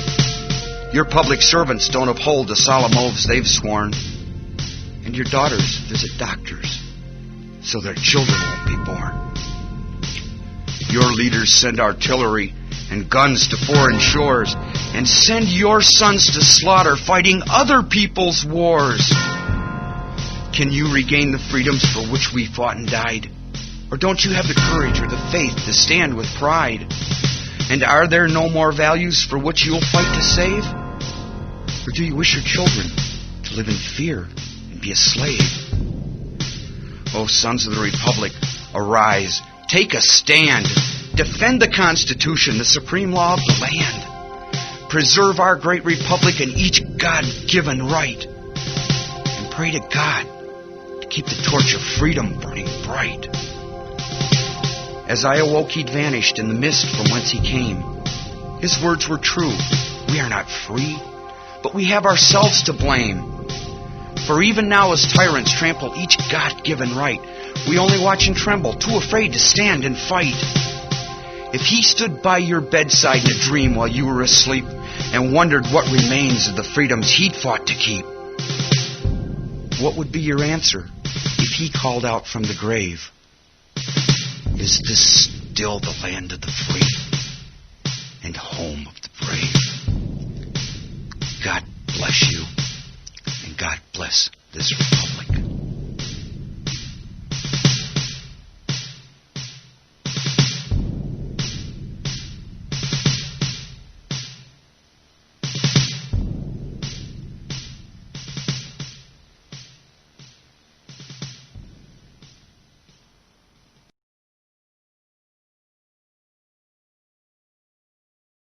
Yeah, our founding fathers fought a revolution to secure our liberty. Not to have some fucking British Lord scumbag George Soros hack rig and run our election systems in the United States for the Royal British Crown. No, we don't need that crap here. Get your fucking ass out of my country, you scumbag Brit Lord. And just to let you hear more of what he's got to say on how he wants to... Oh! I'm going to say this once again. I'm going to bring it up so you understand. Once again, the wider aspect that the United Nations goals at directing the death of the United States and headed to a new world order direction. Based upon this motherfucking right here, yeah, he is, Lord Malik Brown, discussing to you on YouTube. Much more things to come. And we're at a crossroads, everyone. And you just seen how the United Nations just took over your country and kicked your president out of office with a rigged fucking election system by a George Soros hack. Instead, they want to adopt aggressively this New World Order agenda and Green New Deal policies as they torch the United States and to make America great again as the United Nations builds back better. They're all mad and puffy that we plunged their fucking New World Order into darkness. You heard him say from his own fucking voice, didn't you? The guy that runs your election system machines, obviously, nobody can figure out what caused this mess. There are discussions now from time to time, especially in the context of Ukrainian crisis, Syrian crisis, that the veto power should be abolished because some believe that great powers will use it. Personally, I think it would be very dangerous because veto was one of substitutes for war, actually, between major powers as it was created initially. But what is your view on this, about veto? Well, I think the veto is a tricky one because I agree with you. I think to remove it entirely does risk issues just completely bouncing out of the Security Council entirely. But equally, there has been a long history of countries using this veto power as an excuse for not engaging in really serious diplomatic efforts to solve problems. It's a kind of default option which saves you from the hard work of diplomatic concessions.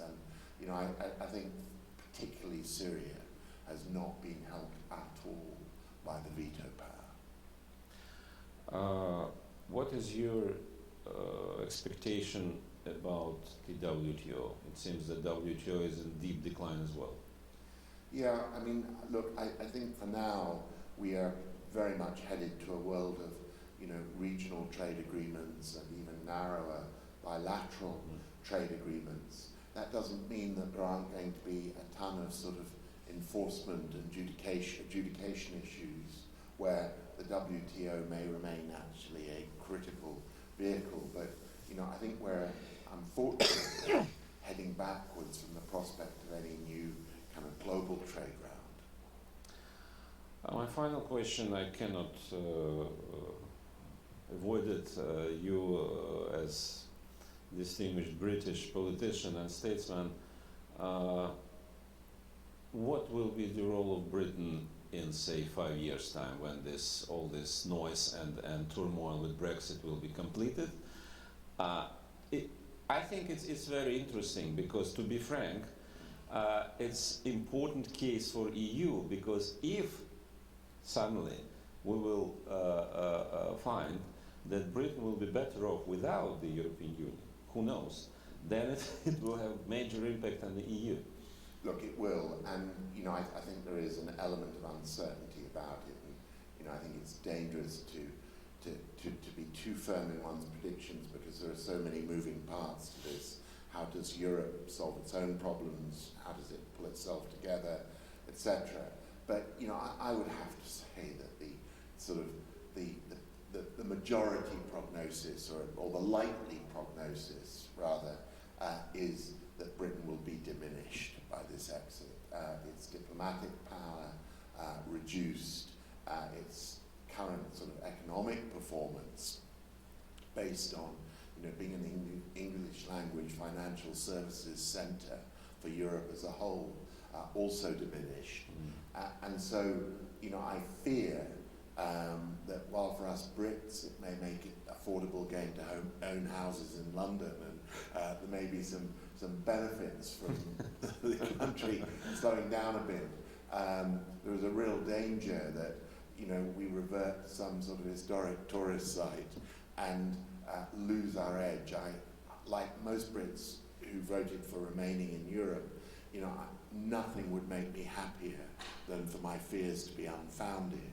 But I think the prospects are not great. But the European Union doesn't look very promising either for now. The European Union is a troubled place. There's absolutely no doubt about that. I think it's eased a bit by the election of President Macron in France for now.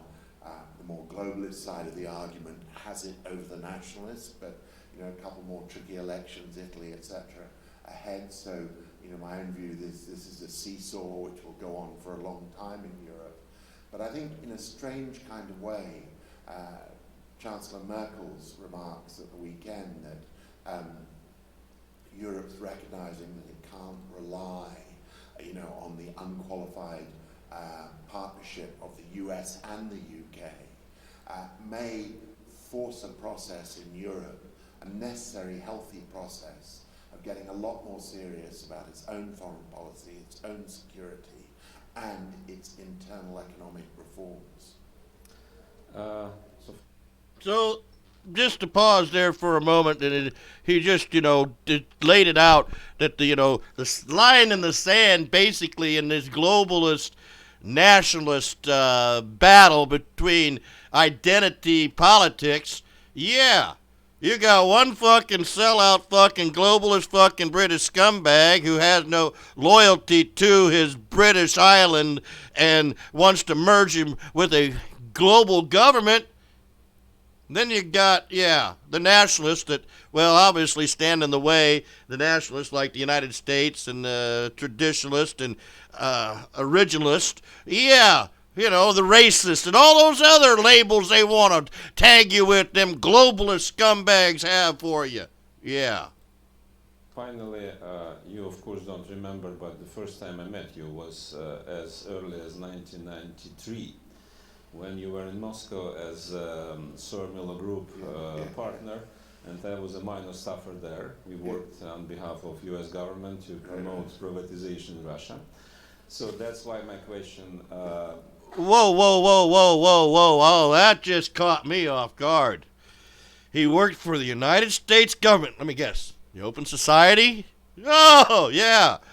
Yeah, he worked for the Open Society organization for the United States. I bet you. Let's hear that again. As Sawmill Group partner, and I was a minor staffer there. It's a seesaw which will go on kind of way. Chancellor Merkel's remarks at the weekend that Europe's recognizing that it can't rely, on the unqualified partnership of the US and the UK, may force a process in Europe, a necessary, healthy process of getting a lot more serious about its own foreign policy, its own security, and its internal economic reforms. So finally, you of course don't remember, but the first time I met you was as early as 1993, when you were in Moscow as Sawmill Group partner.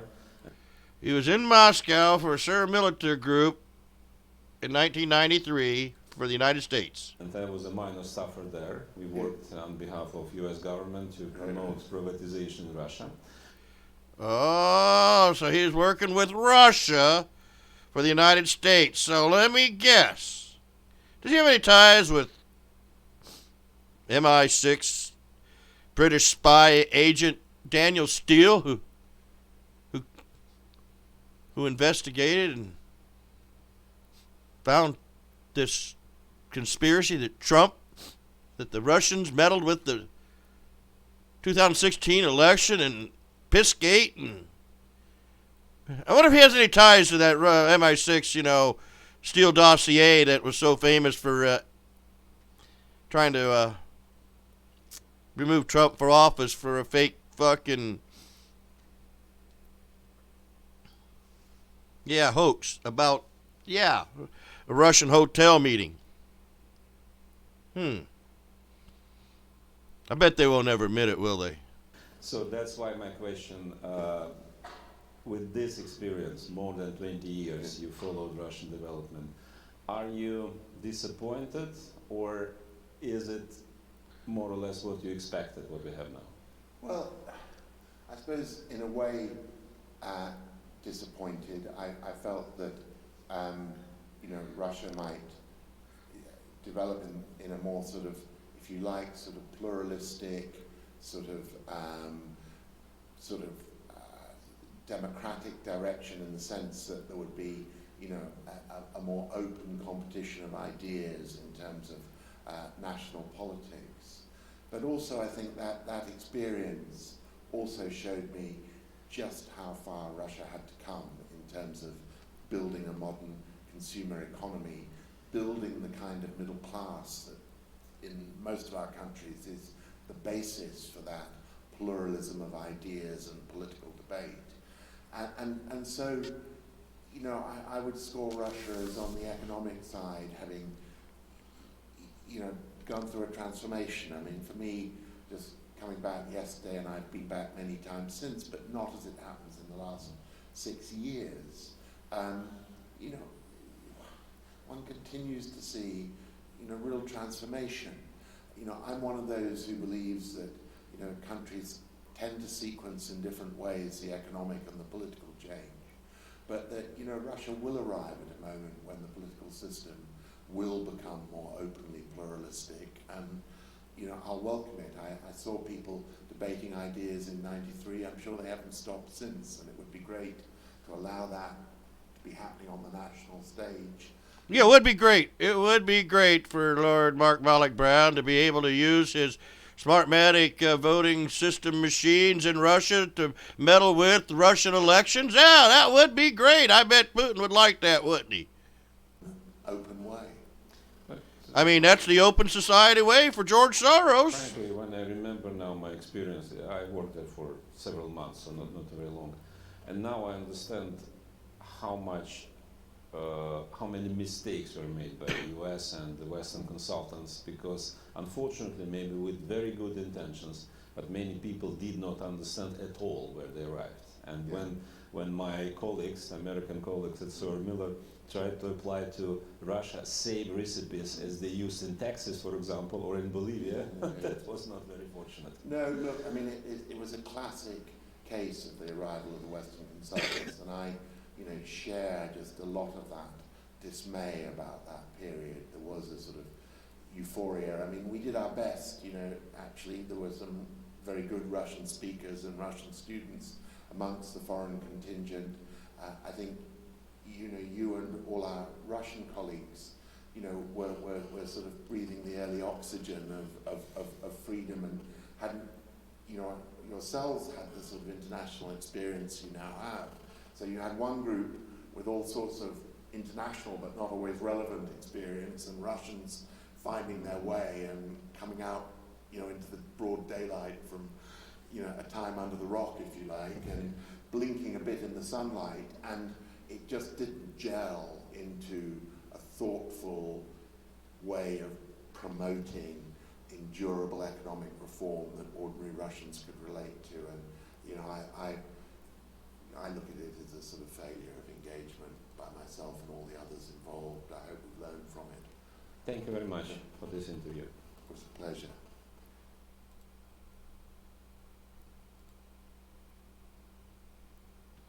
So there you go. You just heard the United Nations #2 guy meddling with the elections, and now meddling with the election systems in the United States and all the Philippines, all these countries all around the planet. It's amazing. All these people just can't get their heads out of their ass and want to look up and say, why are these British frickin' scumbags here? Anyhow, meddling in our elections.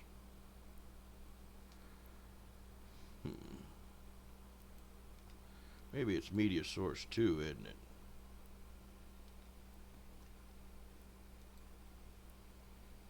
So once again, he's the co-chair of United Nations Foundation Board of Directors. He's chair of the World Open Society Organization. He served as Secretary General and Chief of Staff of the United Nations under Kofi Annan. And now he's in the limelight as Sidney Powell gets ready to release the Kraken on this mofo. He's vice president at the World Bank. So, you know, we got, I mean, you can't get nobody more at the top of the totem pole than this guy right here, it looks like. I mean, he's right there, right below the top. No, he thinks he's going to run the world. This mofo thinks he's going to run the world. And he's going to tell you all about how running the world right now. Him and his little global fucking ass kissing buddies. You know, the thing about it is the United Nations is celebrating the 75th anniversary, and this mofo spoke just before the election because we're at a crossroad. The United States and its national ideas no longer fit in place of the globalist multilateralism and means that we need to address the problems of you constituents who violated the sacred oath of the United Nations global agenda. They plan on torching the United States' ideas and its values upon which it was built. That's why it's called Build Back Better. And that's why the United Nations have pledged since 1945 to make an impact and then muting your voices as voters. So why do we question the elections? It's beyond any comprehension that any of us can understand. But like I said, like I told you today, once again, we're at the tip of the spear on this political debate about global issues being rammed down your throat. Climate change and the pandemic is a stark reminder of whatever international politicians claim. You need to follow their orders. That's why it's called the New World Order. They find the global solutions. They create the chaos. And out of that chaos, Ordo ab chaos, they create the new world order without borders. And you question over this sort of thing, you'll be rounded up, shipped off to FEMA camp, and then questioned like the minds of the United Nations. You can expect to see you're being punished under this new socialism compact by those comrades in their new international orthodoxy. They threaten you all. And this is how proof I'm going to show you right now.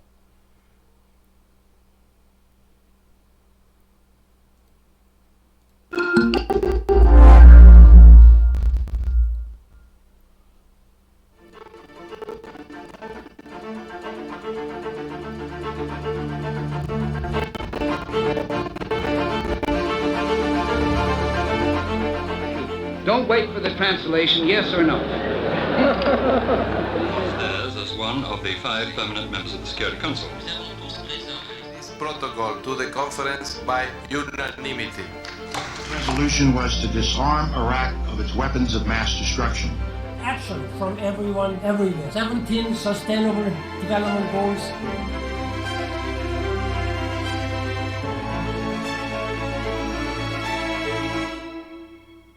Welcome to the wider annual Lecture 24, be provided by Lord Mark Malloch Brown. 2020 has proved to be a more significant year than we anticipated. As we geared up to commemorate UN 75, United Nations University's 45th anniversary, and UN wider turning 35, celebrations have taken a back seat to the global pandemic. The situation, though, serves also as a timely reminder of the need for international cooperation, both in regards to research and policy making, and in supporting efforts to respond to crises that don't respect borders. On that, I look forward to hearing what Mark Malloch Brown has to say in today's wider annual lecture. Before we commence, I would also like to take a minute to introduce those of you who might be new to UNU wider and to the UNU. The United Nations University was established in 1975 to act as a research arm of the United Nations. There are now 14 institutes located in 12 countries around the world, but as UNU wider, the World Institute for Development Economics Research was the first research institute of the university back in 1985.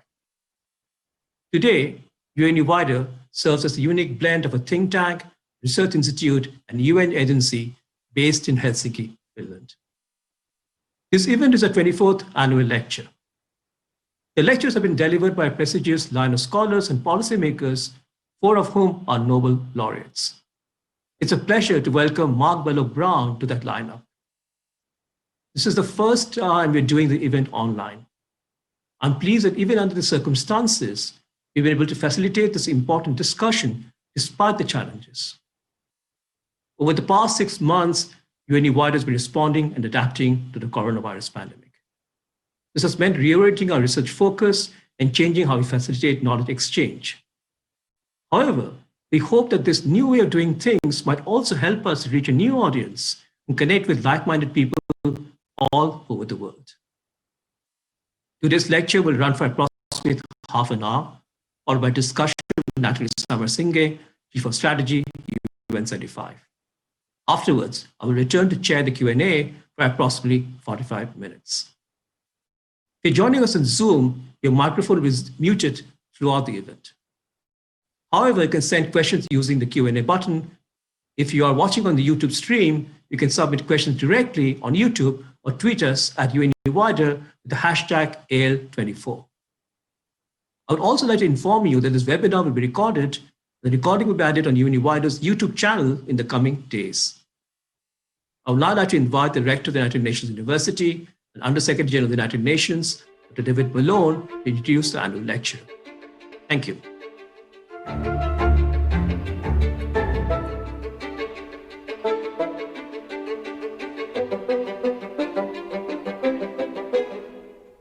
Hello, my name is David Malone. I'm Rector of the UN University and Undersecretary General of the United Nations System.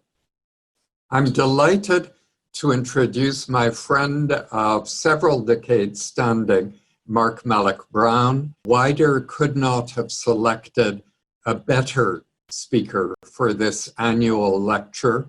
Mark has been heavily engaged and in very diverse capacities with the developing world throughout his career. He started out at The Economist, worked there twice, and in between worked for UNHCR in Thailand with Cambodian refugees. Later, he headed up a consultancy, a US-based consultancy, that amongst other things advised on economic policy in emerging and developing economies, and also provided advice on election campaigns in developing countries and elsewhere in the world. In 1994, he moved to be Vice President for External Relations at the World Bank, and with his team hugely improved the profile of the bank, which had taken some knocks due to the period when it championed structural adjustment along with the IMF.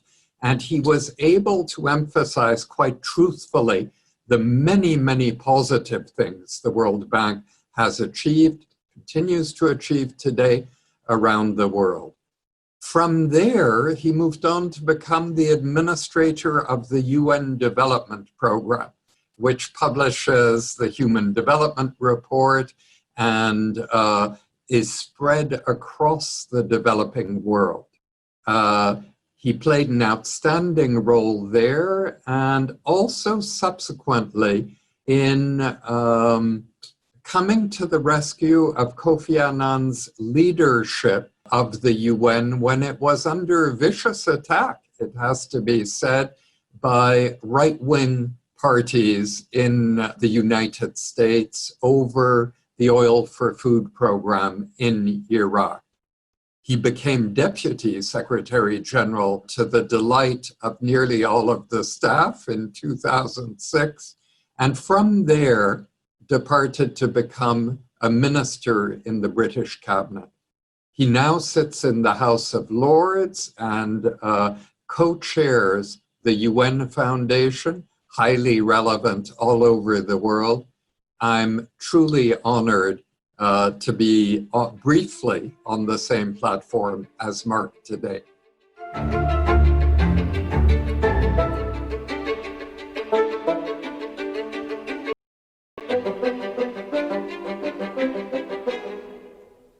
David, Kunal, thank you both very much. Friends, it's a pleasure to join you, even if in this rather disembodied way.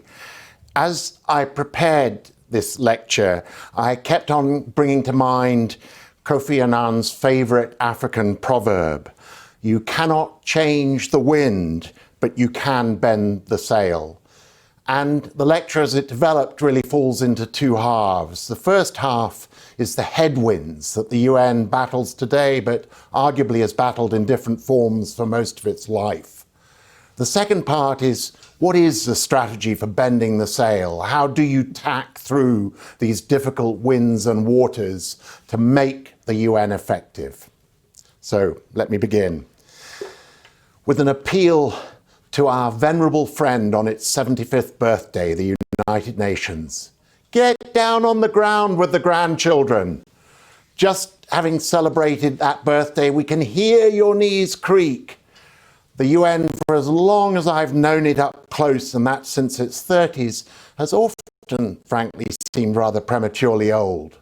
But today, a youth challenge is being mounted to the way we live, organise and govern ourselves, that it's much bigger than the UN alone.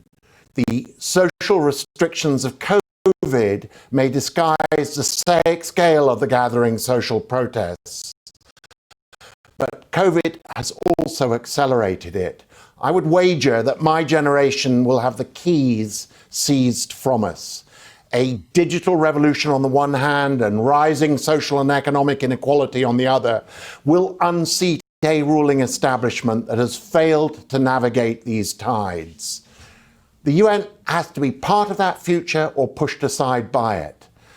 And for the UN, there's also a second, older vector that blows with equal force. The organization has been in the grip of a transition from its founding Anglo-Saxon and Western DNA to a more globally distributed state influence almost since its beginnings, from the 48 founding members of 1945 to 193 today. The expansion reflects the big 20th century power shifts: decolonization, the collapse of the former Soviet empire, and the pursuit of self-determination by those overlooked by history's cartographers. An adaptation to those new members and their aspirations has been vital to the UN's legitimacy and universality. Most notably, it's allowed it to build an extraordinary staff that for the most part is a proud mirror of the world it serves. There is a price, however, for this changing agenda. The UN Charter, imbued with the wisdom and sacrifice of the survivors of a world war, is one of the world's most eloquent and uplifting constitutional documents. It is also thoroughly Western, borrowing from America's founding fathers and assuming a world order managed by the Allied victors of 1945. This is reflected in a Western rights-based agenda that to this day has stressed human rights in terms of individual civil and political rights, refugee protection, gender and reproductive health, over collective economic rights. There was an early opposition to Western dominance, notably in the General Assembly, centered on the championing of the new international economic order. Through the non-aligned movement and the G77, new member states sought to correct what they saw as the historical and structural imbalances in the global political economy. At the time, despite the passion brought to the debate by its champions, it seemed likely to remain a permanent backbench cause. Now, however, it's no longer a simple division of East and West or North and South, Many of us, as individuals and of countries, have added collective social and economic rights to our own agendas. Climate change, structural inequality and exclusion, injustices in the global economic system. A Western human rights NGO today, or a former UN High Commissioner for Human Rights, Mary Robinson, is as likely to be heard championing climate justice as the cause of political prisoners. China, with President Xi's remarkable pledge at September's General Assembly to reach carbon neutrality by 2060, has put itself and him in a leadership role on this latter issue. But we have to weigh that this is the same regime that has employed mass incarceration and extensive discrimination to suppress the political rights of its 12 million Uyghur minority. The Economist editorialized earlier this month on the desperate plight of the Uyghurs, observing, quote, China's ruling party has no truck with this concept of individual rights. It claims a legitimacy from its record of providing stability and economic growth to the many. And today, China has flexed its muscles in the UN, where it's now at 12%, the second largest contributor to the assessed budget, strengthening its representation across the Secretariat, agencies, funds and programs. It has become a more active voice in critical policy debates, from regulation of the internet to peacekeeping. And in the wider world, a more authoritarian model of government is the new majority. It's not China alone.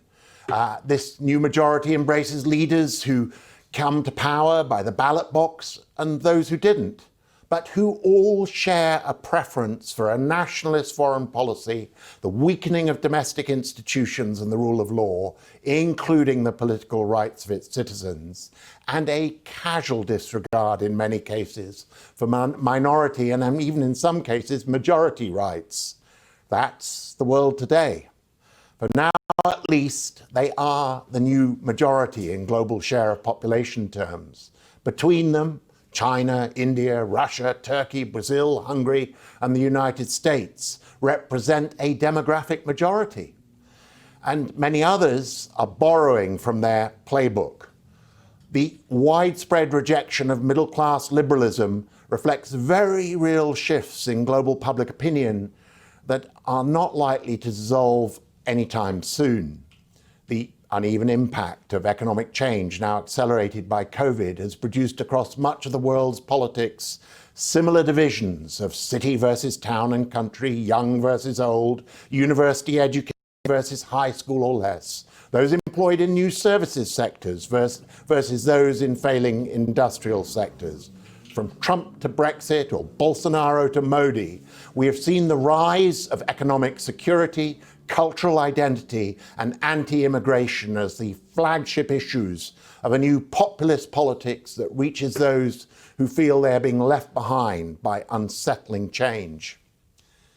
Freedom House, in its 2020 Democracy Report, notes that last year was the 14th consecutive year of decline in global freedom. 64 countries experienced deterioration in their political rights, from the pressure in India on Muslims to a steady less noticed strict restriction of freedoms elsewhere. Its lead author observed, quote, the unchecked brutality of autocratic regimes and the ethical decay of democratic powers are combining to make the world increasingly hostile to fresh demands for better governance. End of quote. The closing space for open, inclusive debate that does not stop at the border of these countries, but rather seeps into the UN itself. This month's election for the membership of the UN Human Rights Council gave seats to China, Cuba, and Russia, although Saudi Arabia, another candidate, fell short. Each has served before, but it marks the steady capture of this institution by those opposed to that founding Western individual rights-based agenda. Inevitably, perhaps as a consequence, this is an age of UN caution. My colleague at the International Crisis Group, Richard Gowan, asked in a recent paper, what is the purpose of the Security Council in an era of worsening great power tensions? Divisions amongst its 5 permanent members, or P5, have repeatedly undermined the United Nations in recent years, he declared. In a way, it was ever thus. I remember in my very first UN year, 1976, an older generation, and indeed in a few cases the original generation, the self-named last of the Mohicans, a group founded by those who joined the UN Secretariat before the 15th of August 1946, when the original Secretariat camped out in temporary space on Mohawk, complaining in not dissimilar terms. The place already in 1976 seemed a little stiff, cautiously bureaucratic, and a bit run down.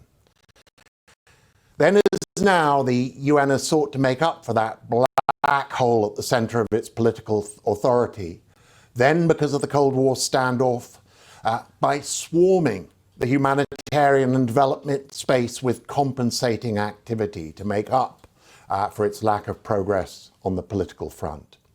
It was in the 1960s to 80s that its direct operational capacities to address the refugee flows of the Cold War and post-colonization grew rapidly. For UNHCR, the UN High Commissioner for Refugees, it saw the transition from a small staff of lawyers to a large staff of logisticians. It was the years of early growth for this year's Nobel Prize winner, WFP, which was spun out of FAO in 1961. It was when the technical assistance activities of the specialized agencies marshaled by UNDP were a critical prop to newly independent governments. In 1980, the then Secretary General visited a huge UNHCR-supported refugee camp on the Thai-Cambodian border, where I was the field officer in charge. He turned to me in bewilderment as we toured the huge encampment with its heavy UN and NGO presence and asked how this huge UN operation could have been set up without him knowing almost anything about it. I tell this story, and I do frequently, to illustrate a simple truth. The political and security UN in New York was gridlocked, but there was still ample space for activism and innovation as long as you stayed away, well away from that graveyard, the Security Council. Operations like mine were run in the field and from Geneva based on a mandate derived from international law, not the permission of the Security Council. A few remarkable holdouts in New York, such as Sir Brian Urquhart, ingeniously shoehorned the UN into political and peacekeeping roles in the Middle East, despite big power deadlock. But this was the exception. As I crisscrossed the world for UNHCR, from refugee hotspots in Southeast Asia, Pakistan and Afghanistan, Central America and the Horn of Africa, I saw that an extraordinarily committed and creative group of UNHCR leaders had managed to prise apart the Cold War gridlock and make sufficient space for an imaginative operational activism that saved countless lives and relieved huge suffering. The politics of getting into these situations was never easy, the compromises often disappointing, and the motives of major interested powers and donors only rarely altruistic. But the space was carved out and generally held. When I arrived at UNDP as administrator, I found a similar legacy of programs established by my independent-minded American predecessors against the prevailing political grain of the time. The first UN assistance program in Red China, PAP, a program begun in 1980 to support the Palestinians, or an office in North Korea whose establishment was still being contested by the US State Department years later when I was administrator. And indeed, the UN of today has similarly found space, notably around the Sustainable Development Goals, which play to the UN's convening and standard-setting strengths and roles. Climate change, too, where 3 Secretary Generals in turn have driven this as a priority. And a tragically expanded humanitarian function as grim conflicts in Yemen, Syria, and elsewhere stubbornly run on. A UN having to find space where it won't be bullied by its stronger members and ignored at key moments by many others isn't new, though. In fact, it's been the condition to which it has been condemned for most of its 75 years on Earth, I would argue. There was a brief, glorious period of conception and birth from the San Francisco Conference in 1945 to Churchill's Iron Curtain speech delivered in Fulton, Missouri in March 1946, when he warned of the coming conflict between the US and the Soviet Union, which would undermine Security Council cohesion. Kofi Annan's Secretary Generalship was a second honeymoon for the UN. Coming 6 years after the fall of the Berlin Wall, it was a moment of hope and alignment between major powers of which he took ample advantage. He saw a moment of opportunity that was largely denied to those who came before and after him to get the UN's way on political, security and human rights matters. Yet, in the aftermath of a Security Council broken again, this time on the anvil of the US-UK invasion of Iraq, a gale turned on him too. So, for most, perhaps 10% of the UN's 75 years, has the wind blown strongly in the right direction. For the rest, success has come despite, not because, of member state unanimity. I want to suggest, therefore, a manifesto for a repurposed UN that is both true to its charter but recognises the direction the winds are blowing, does not cling to the mast of a failing Western liberalism alone, but understands and responds to the dynamics that have left that liberalism and, it seems at the moment, multilateralism on the rocks. This is a comeback strategy for the world as it is in order to allow us later to make the world as we want it to be. It's no surprise that I don't imagine the vehicle for it being our grandparents' UN. The world needs to believe the UN matters, that it's relevant. The UN still enjoys, at one level, quite high levels of support in Pew and other surveys. Yet that support seems heavily aspirational around what it ought to do, not what it does. Support falls when pollsters ask about its specific performance. Churchill would see this in a term he used in a warning fashion in Fulton in that speech as, quote, foundations built on sand. Without a more public embrace, it's hard to overcome the interstate fault lines. Annan was possibly unique amongst Secretary Generals in being able to appeal directly to people, citing the opening words of the Charter in justification, "We the peoples of the United Nations." Those before and since him have been largely captives of governments and their disagreements. I often wish the UN's supporters would accept a more pragmatic rather than aspirational UN. The Save the World aspiration that lights up the top-line polling findings is always likely to disappoint those who hope for it. It is of the world, our United Nations, not above it. The legendary Dag Hammarskjöld's words still probably best capture this point. Quote, "The UN wasn't created to take mankind into paradise, but rather to save humanity from hell."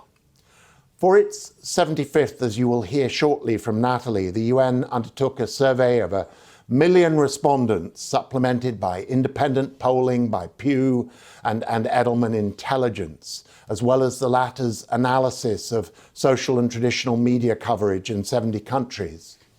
What comes through clearly is that across different national economies and circumstances, there is a demand for the better delivery of those basic services, notably at the moment health, together with protection of the environment and containing climate change, and for honest, accountable government that delivers and protects its citizens.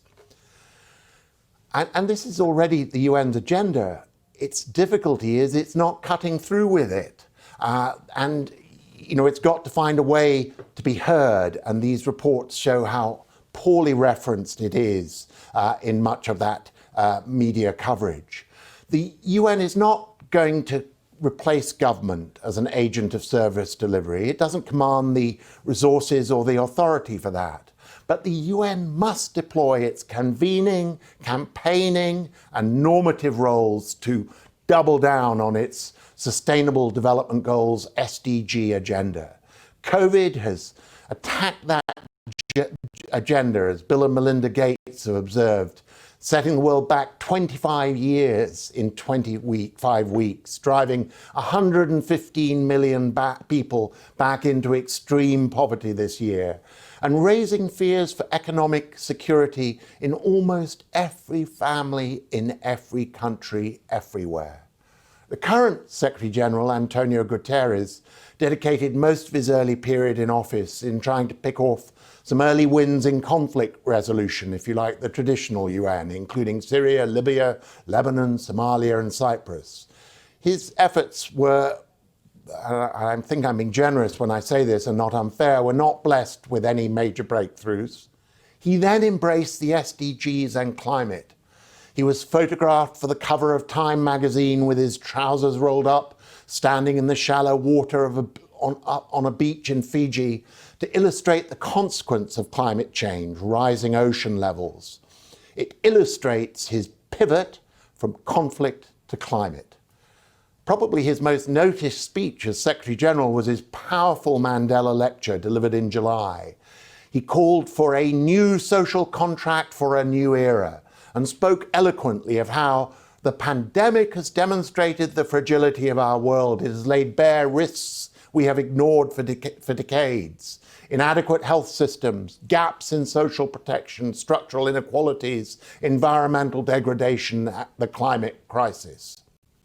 He went on, inequality defines our time. More than 70% of the world's people are living with rising inequality. Secretary Generals have always been elected to be the world's chief diplomat. Today, successful ones quickly learn they have to be the world's chief campaigner. The UN has a unique platform to measure a country's progress, league table it, and name and shame those whose social and economic indicators fall behind. This began with the legendary Jim Grant at UNICEF, moved through the UNDP Human Development Agenda to being picked up by Kofi Annan and those of us around him in how we established and campaigned for the Millennium Development Goals, the MDGs, the precursors to the SDGs.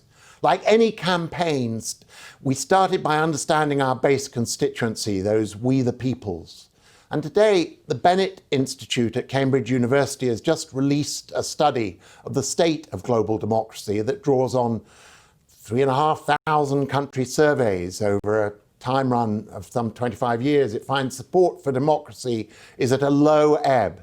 Since the data series was established, a 10% swing across all countries in the set, developed and developing, has produced a clear majority who are dissatisfied with democracy. The deficit was worst in almost all regions amongst 18 to 34-year-olds, the millennials.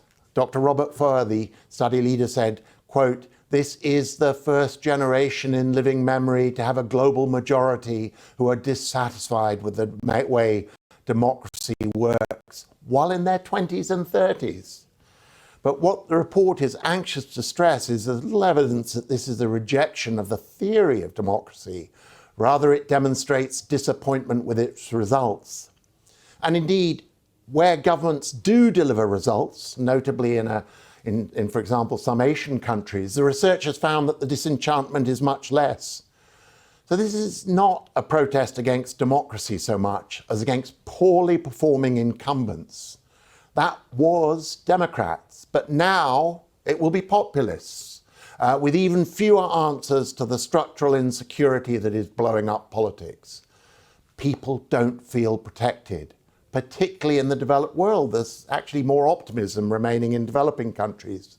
Too often they don't see a better future. Rather, they see wave after wave of threatening, change-driven, not just by pandemics, but by technology, trade, environmental degradation, and consequent steepening inequality. Youth protests in Nigeria have caught our attention in recent days. Perhaps one Nigerian statistic speaks volumes. 35% youth unemployment. COVID has reinforced economic exclusion. The protests of a generation cannot be brushed under the COVID carpet much longer. The world is an unhappy place, and made more so by COVID. At the core is a growing crisis of youth structural unemployment and exclusion, and the skewed intergenerational distribution of wealth and government benefits. There's worse to come. To pluck just one random headline from the week's news, McKinsey released a survey of more than 2,000 SMEs in Europe, small and medium enterprises. More than half don't expect to be in business this time next year. SMEs have been estimated by the ILO to account for up to 70% of global employment. Here, then, is the UN's great cause. Throw caution to the winds and lay out Guterres' new social contract for the world to see. Deploy campaigning and convening to build a new global bargain, and put governments on the spot by indexing and spotlighting performance to expose those which are delivering and which aren't. For the MDGs, I set up UN project offices outside the normal UN intergovernmental constraints to measure and create league tables and scorecards of national performance that allowed citizens to hold their own government to account. Then under Jeff Sachs, we cost out what it would take to achieve the goals, and finally built a team to liaise and communicate and campaign with civil society activists. There was more jeans and t-shirts than the typical UN Brooks Brothers uniform. Build on that precedent, push bravely on the door. If I have a mild complaint about the SDGs, it is that they've lost something of the edgy outsider status of the early MDGs. The UN is too much the incumbent and not enough the insurgent. And it shows in the difficulty the current UN has in breaking through in communications terms. On such a campaign's coattails, remake the argument for multilateralism. Argue too many of these problems cannot be fixed at the country level alone. Local results on, say, climate change require global collaboration and action. Once the UN is reconnected to grassroots concerns, it's not a hard argument to make. If a campaign that mobilizes younger citizens around this global and personal security agenda is to have legs, it must find allies where it can and not be constrained by the foot-dragging back end of the General Assembly. When the UN has touched the stars, that lift has come from civil society, not government. Civil society was active in San Francisco in 1945, pushing the level of ambition of the official conference, as it was later when Eleanor Roosevelt led the drafting of the Universal Declaration of Human Rights. And today, first around the MDGs, now around the SDGs, clusters a network of champions. In many, corporates show greater ambition than governments. In all, the most innovative thinking comes from the many corners of the civil society mosaic. Local and international NGOs, mayors and their cities, governors and CEOs, activists and academics that harness the energy. The UN Foundation, which I co-chair, interfaces with many of these groups. Their commitment is bracing. Building variegated coalitions of state and non-state actors willing to be first movers on different parts of this agenda is not a new path to action in the UN. Now it needs to be turbocharged. The world won't wait for the most plodding and resistant nations to sign up to action. This same variegated approach needs to be applied to the more difficult area of human rights.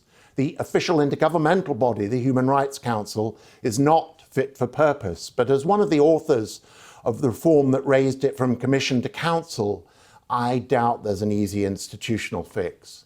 The UN, in the person of the High Commissioner for Human Rights, needs to choose her ground and pick her fights, determine a mix of individual and collective rights on which she wishes to particularly stand, and marshal the UN's allies, that variegated coalition, if there ever was one, which involves states, yes, but also NGOs, to champion rights which it can build support.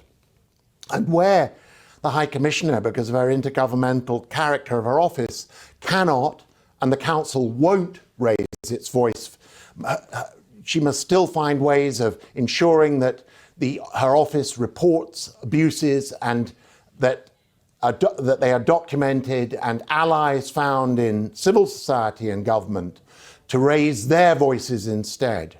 The UN needs to be part of a rights ecosystem where different partners can each step up where their comparative advantage lies.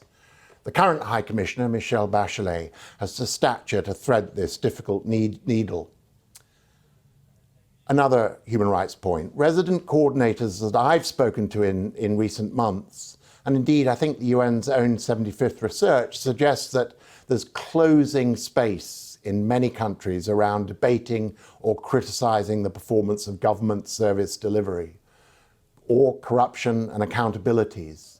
Resident coordinators in the UN system must be critical protectors and promoters of local civil society voices. This may seem a more unsung aspect of human rights work, but it's a vital front in the UN's wider comeback. Too many governments see the current political climate as a license to step on their home critics. The UN needs to step in and protect its civil society partners. A global social contract will be stillborn without them. And the final step to restored effectiveness is in time, of course, to recover authority in the political and security space. If there is a silver lining, it is that the character of conflict continues to change, opening grim, I'm afraid, new opportunity. Not only is peacekeeping less than ever the thin blue line between states, it's not even in many cases policing full-blown internal conflicts in a Democratic Republic of the Congo or Syria as it was in the past.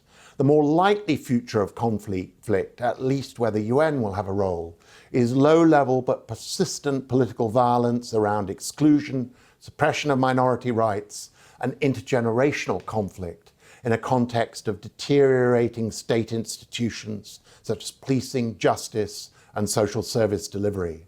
The way into these situations may not be via anymore the Security Council, but rather via the humanitarian, development, and human rights arms of the system. These will be development and rights breakdowns, where the UN is already present. The UN won't have to wait for the permission of the Security Council. It's there already. The World Bank has estimated that by 2030, 2/3 of the world's extreme poor will be living in areas of conflict and violence. What I've sought to lay out today is not a manifesto to change the world overnight. Rather, it is a call for the UN to seize the moment and take advantage of these grim opportunities to recover at a time of global crisis, to recover its relevance, and to drive a new global consensus on tackling our collective weakness that COVID has so cruelly exposed and reinforced. There is a majority out there for a better governed and prepared, more caring and inclusive world. But that same majority has grown terminally impatient with existing institutions. The UN can be part of that failed past or attach itself to an emerging future. Let the campaign begin. Thank you.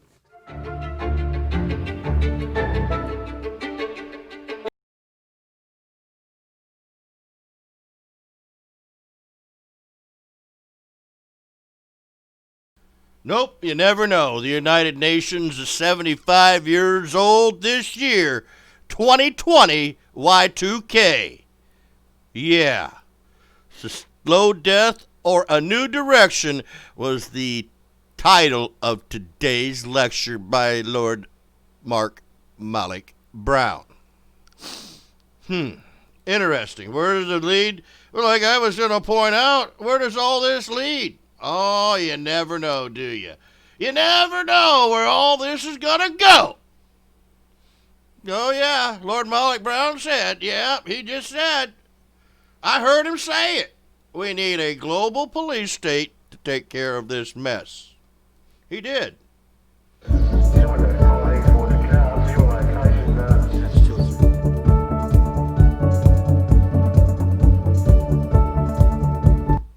Oh, by the way, here's a look at the global United Nations police force around the world, bringing peace and prosperity to all the poor, minorities, and many more. The United Police have helped protect, build, and sustain police, and the nature of their missions has evolved, so has the United Nations policing. Once deployed, today's UN police undertake a range of tasks, including advising and mentoring national police services. So did you know that all the racial turmoil in the United States was all created and caused by the United Nations police? Because they train our local police, you know that? That's what it says here.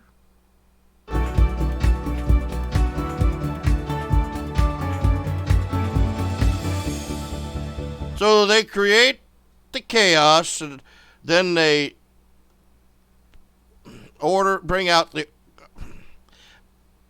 problem, reaction, solution. Yeah, and the reaction was the problem. What was the problem? They created COVID. What was the reaction? The people fucking protesting in the streets. They all got violent, just like the latest Nigeria. So they're providing the path for the solution. Order out of chaos. Ordo ab chaos. A United Nations police force protecting human rights and helping to promote public safety and advance the New World Order rule of law. Thousands of women and men serving in United Police help make a direct impact on the ground every day. And how deep does the rabbit hole go? And how will United Nations support national police and local police in the future? That's what we need to address here at the Conspiracy Forum, right? Now that we've got global COVID-19 pandemic, we got a global pandemic going on. The United Nations needs a police force.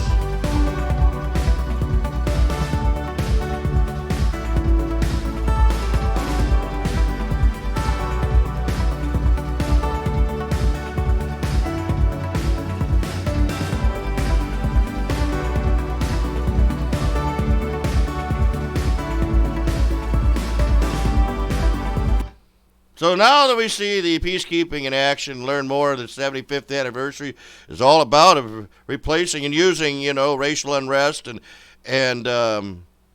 racist systemic institutional racism as an excuse for destroying the local police departments and merging them into a global police force. Maybe this scene here will juggle your memory, maybe not, of what I think FEMA camps and all that other good stuff had in the mix going on. Coming up next, everyone. You really have no idea what we are trying to do here, do you? 83915. 83915, sir.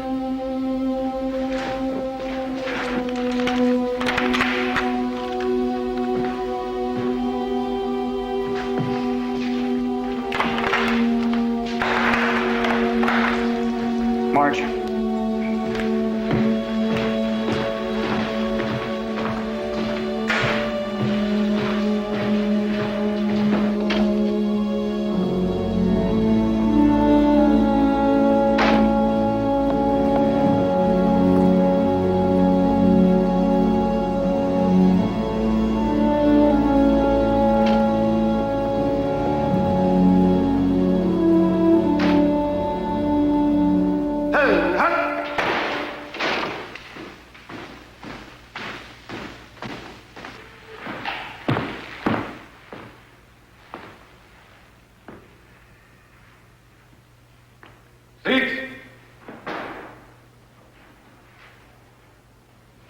In a few hours, you're going to have your names returned to you.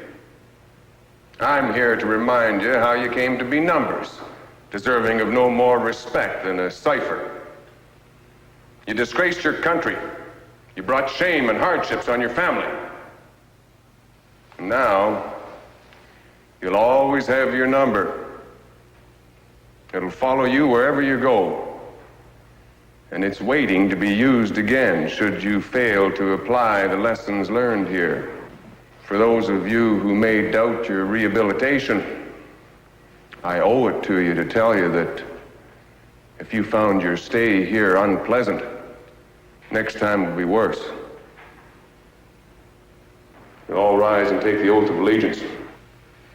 Anyone not comfortable pledging that allegiance is free not to do so. Sergeant.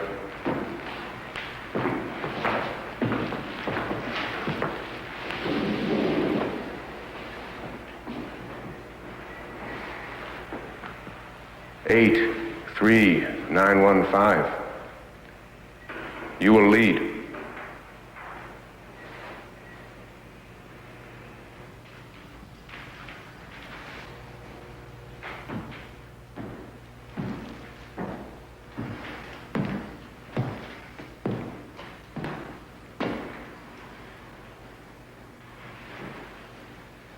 I pledge my allegiance to the flag of the community of American, Soviet, and United Nations of the world, and to the principle for which it stands, a nation indivisible with others of the earth, joined in peace and justice for all. Peter. What's up? New exile list. Bunch of names. Take another look.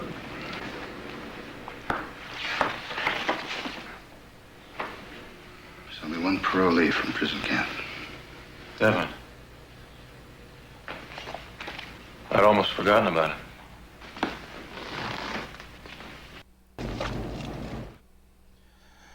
I've never know.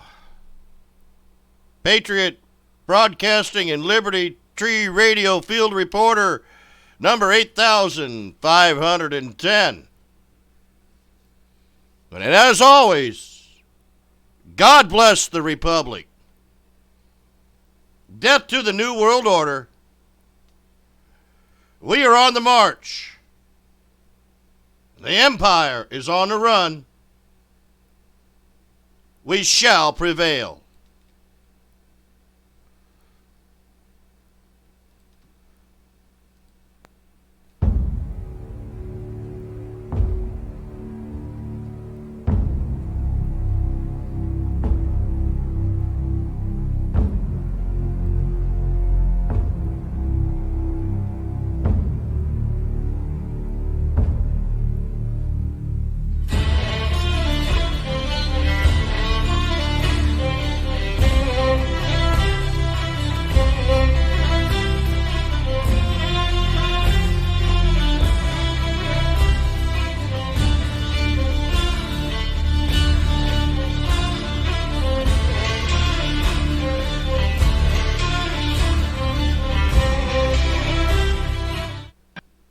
God bless. Yes, to the New World Order. We shall prevail, ladies and gentlemen. The Empire is on the run. And we are on the march, day and night. Hoorah. Thank you, gentlemen. Guys, we'll be back at 8 o'clock. Meanwhile, BC coming up next. Don't you touch that dial, because we got a lot more live radio on Liberty Tree Radio. Plant the seed in our homeland, boys. Let it grow where all can see. Feed it with our devotion, boys. Call it the Liberty Tree. It's a tall old tree and a strong old tree. And we are the sons, yes, we are the sons of liberty.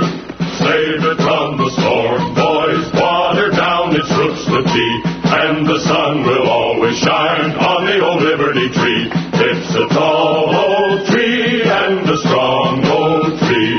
And we are the sons, yes, we are the sons of liberty. March along with the piper, boys. We were born forever free.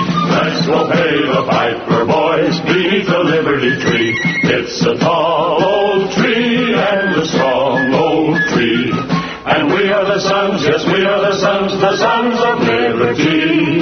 Pay the price they're asking, boys. Always pay the tyrant's fee. Never.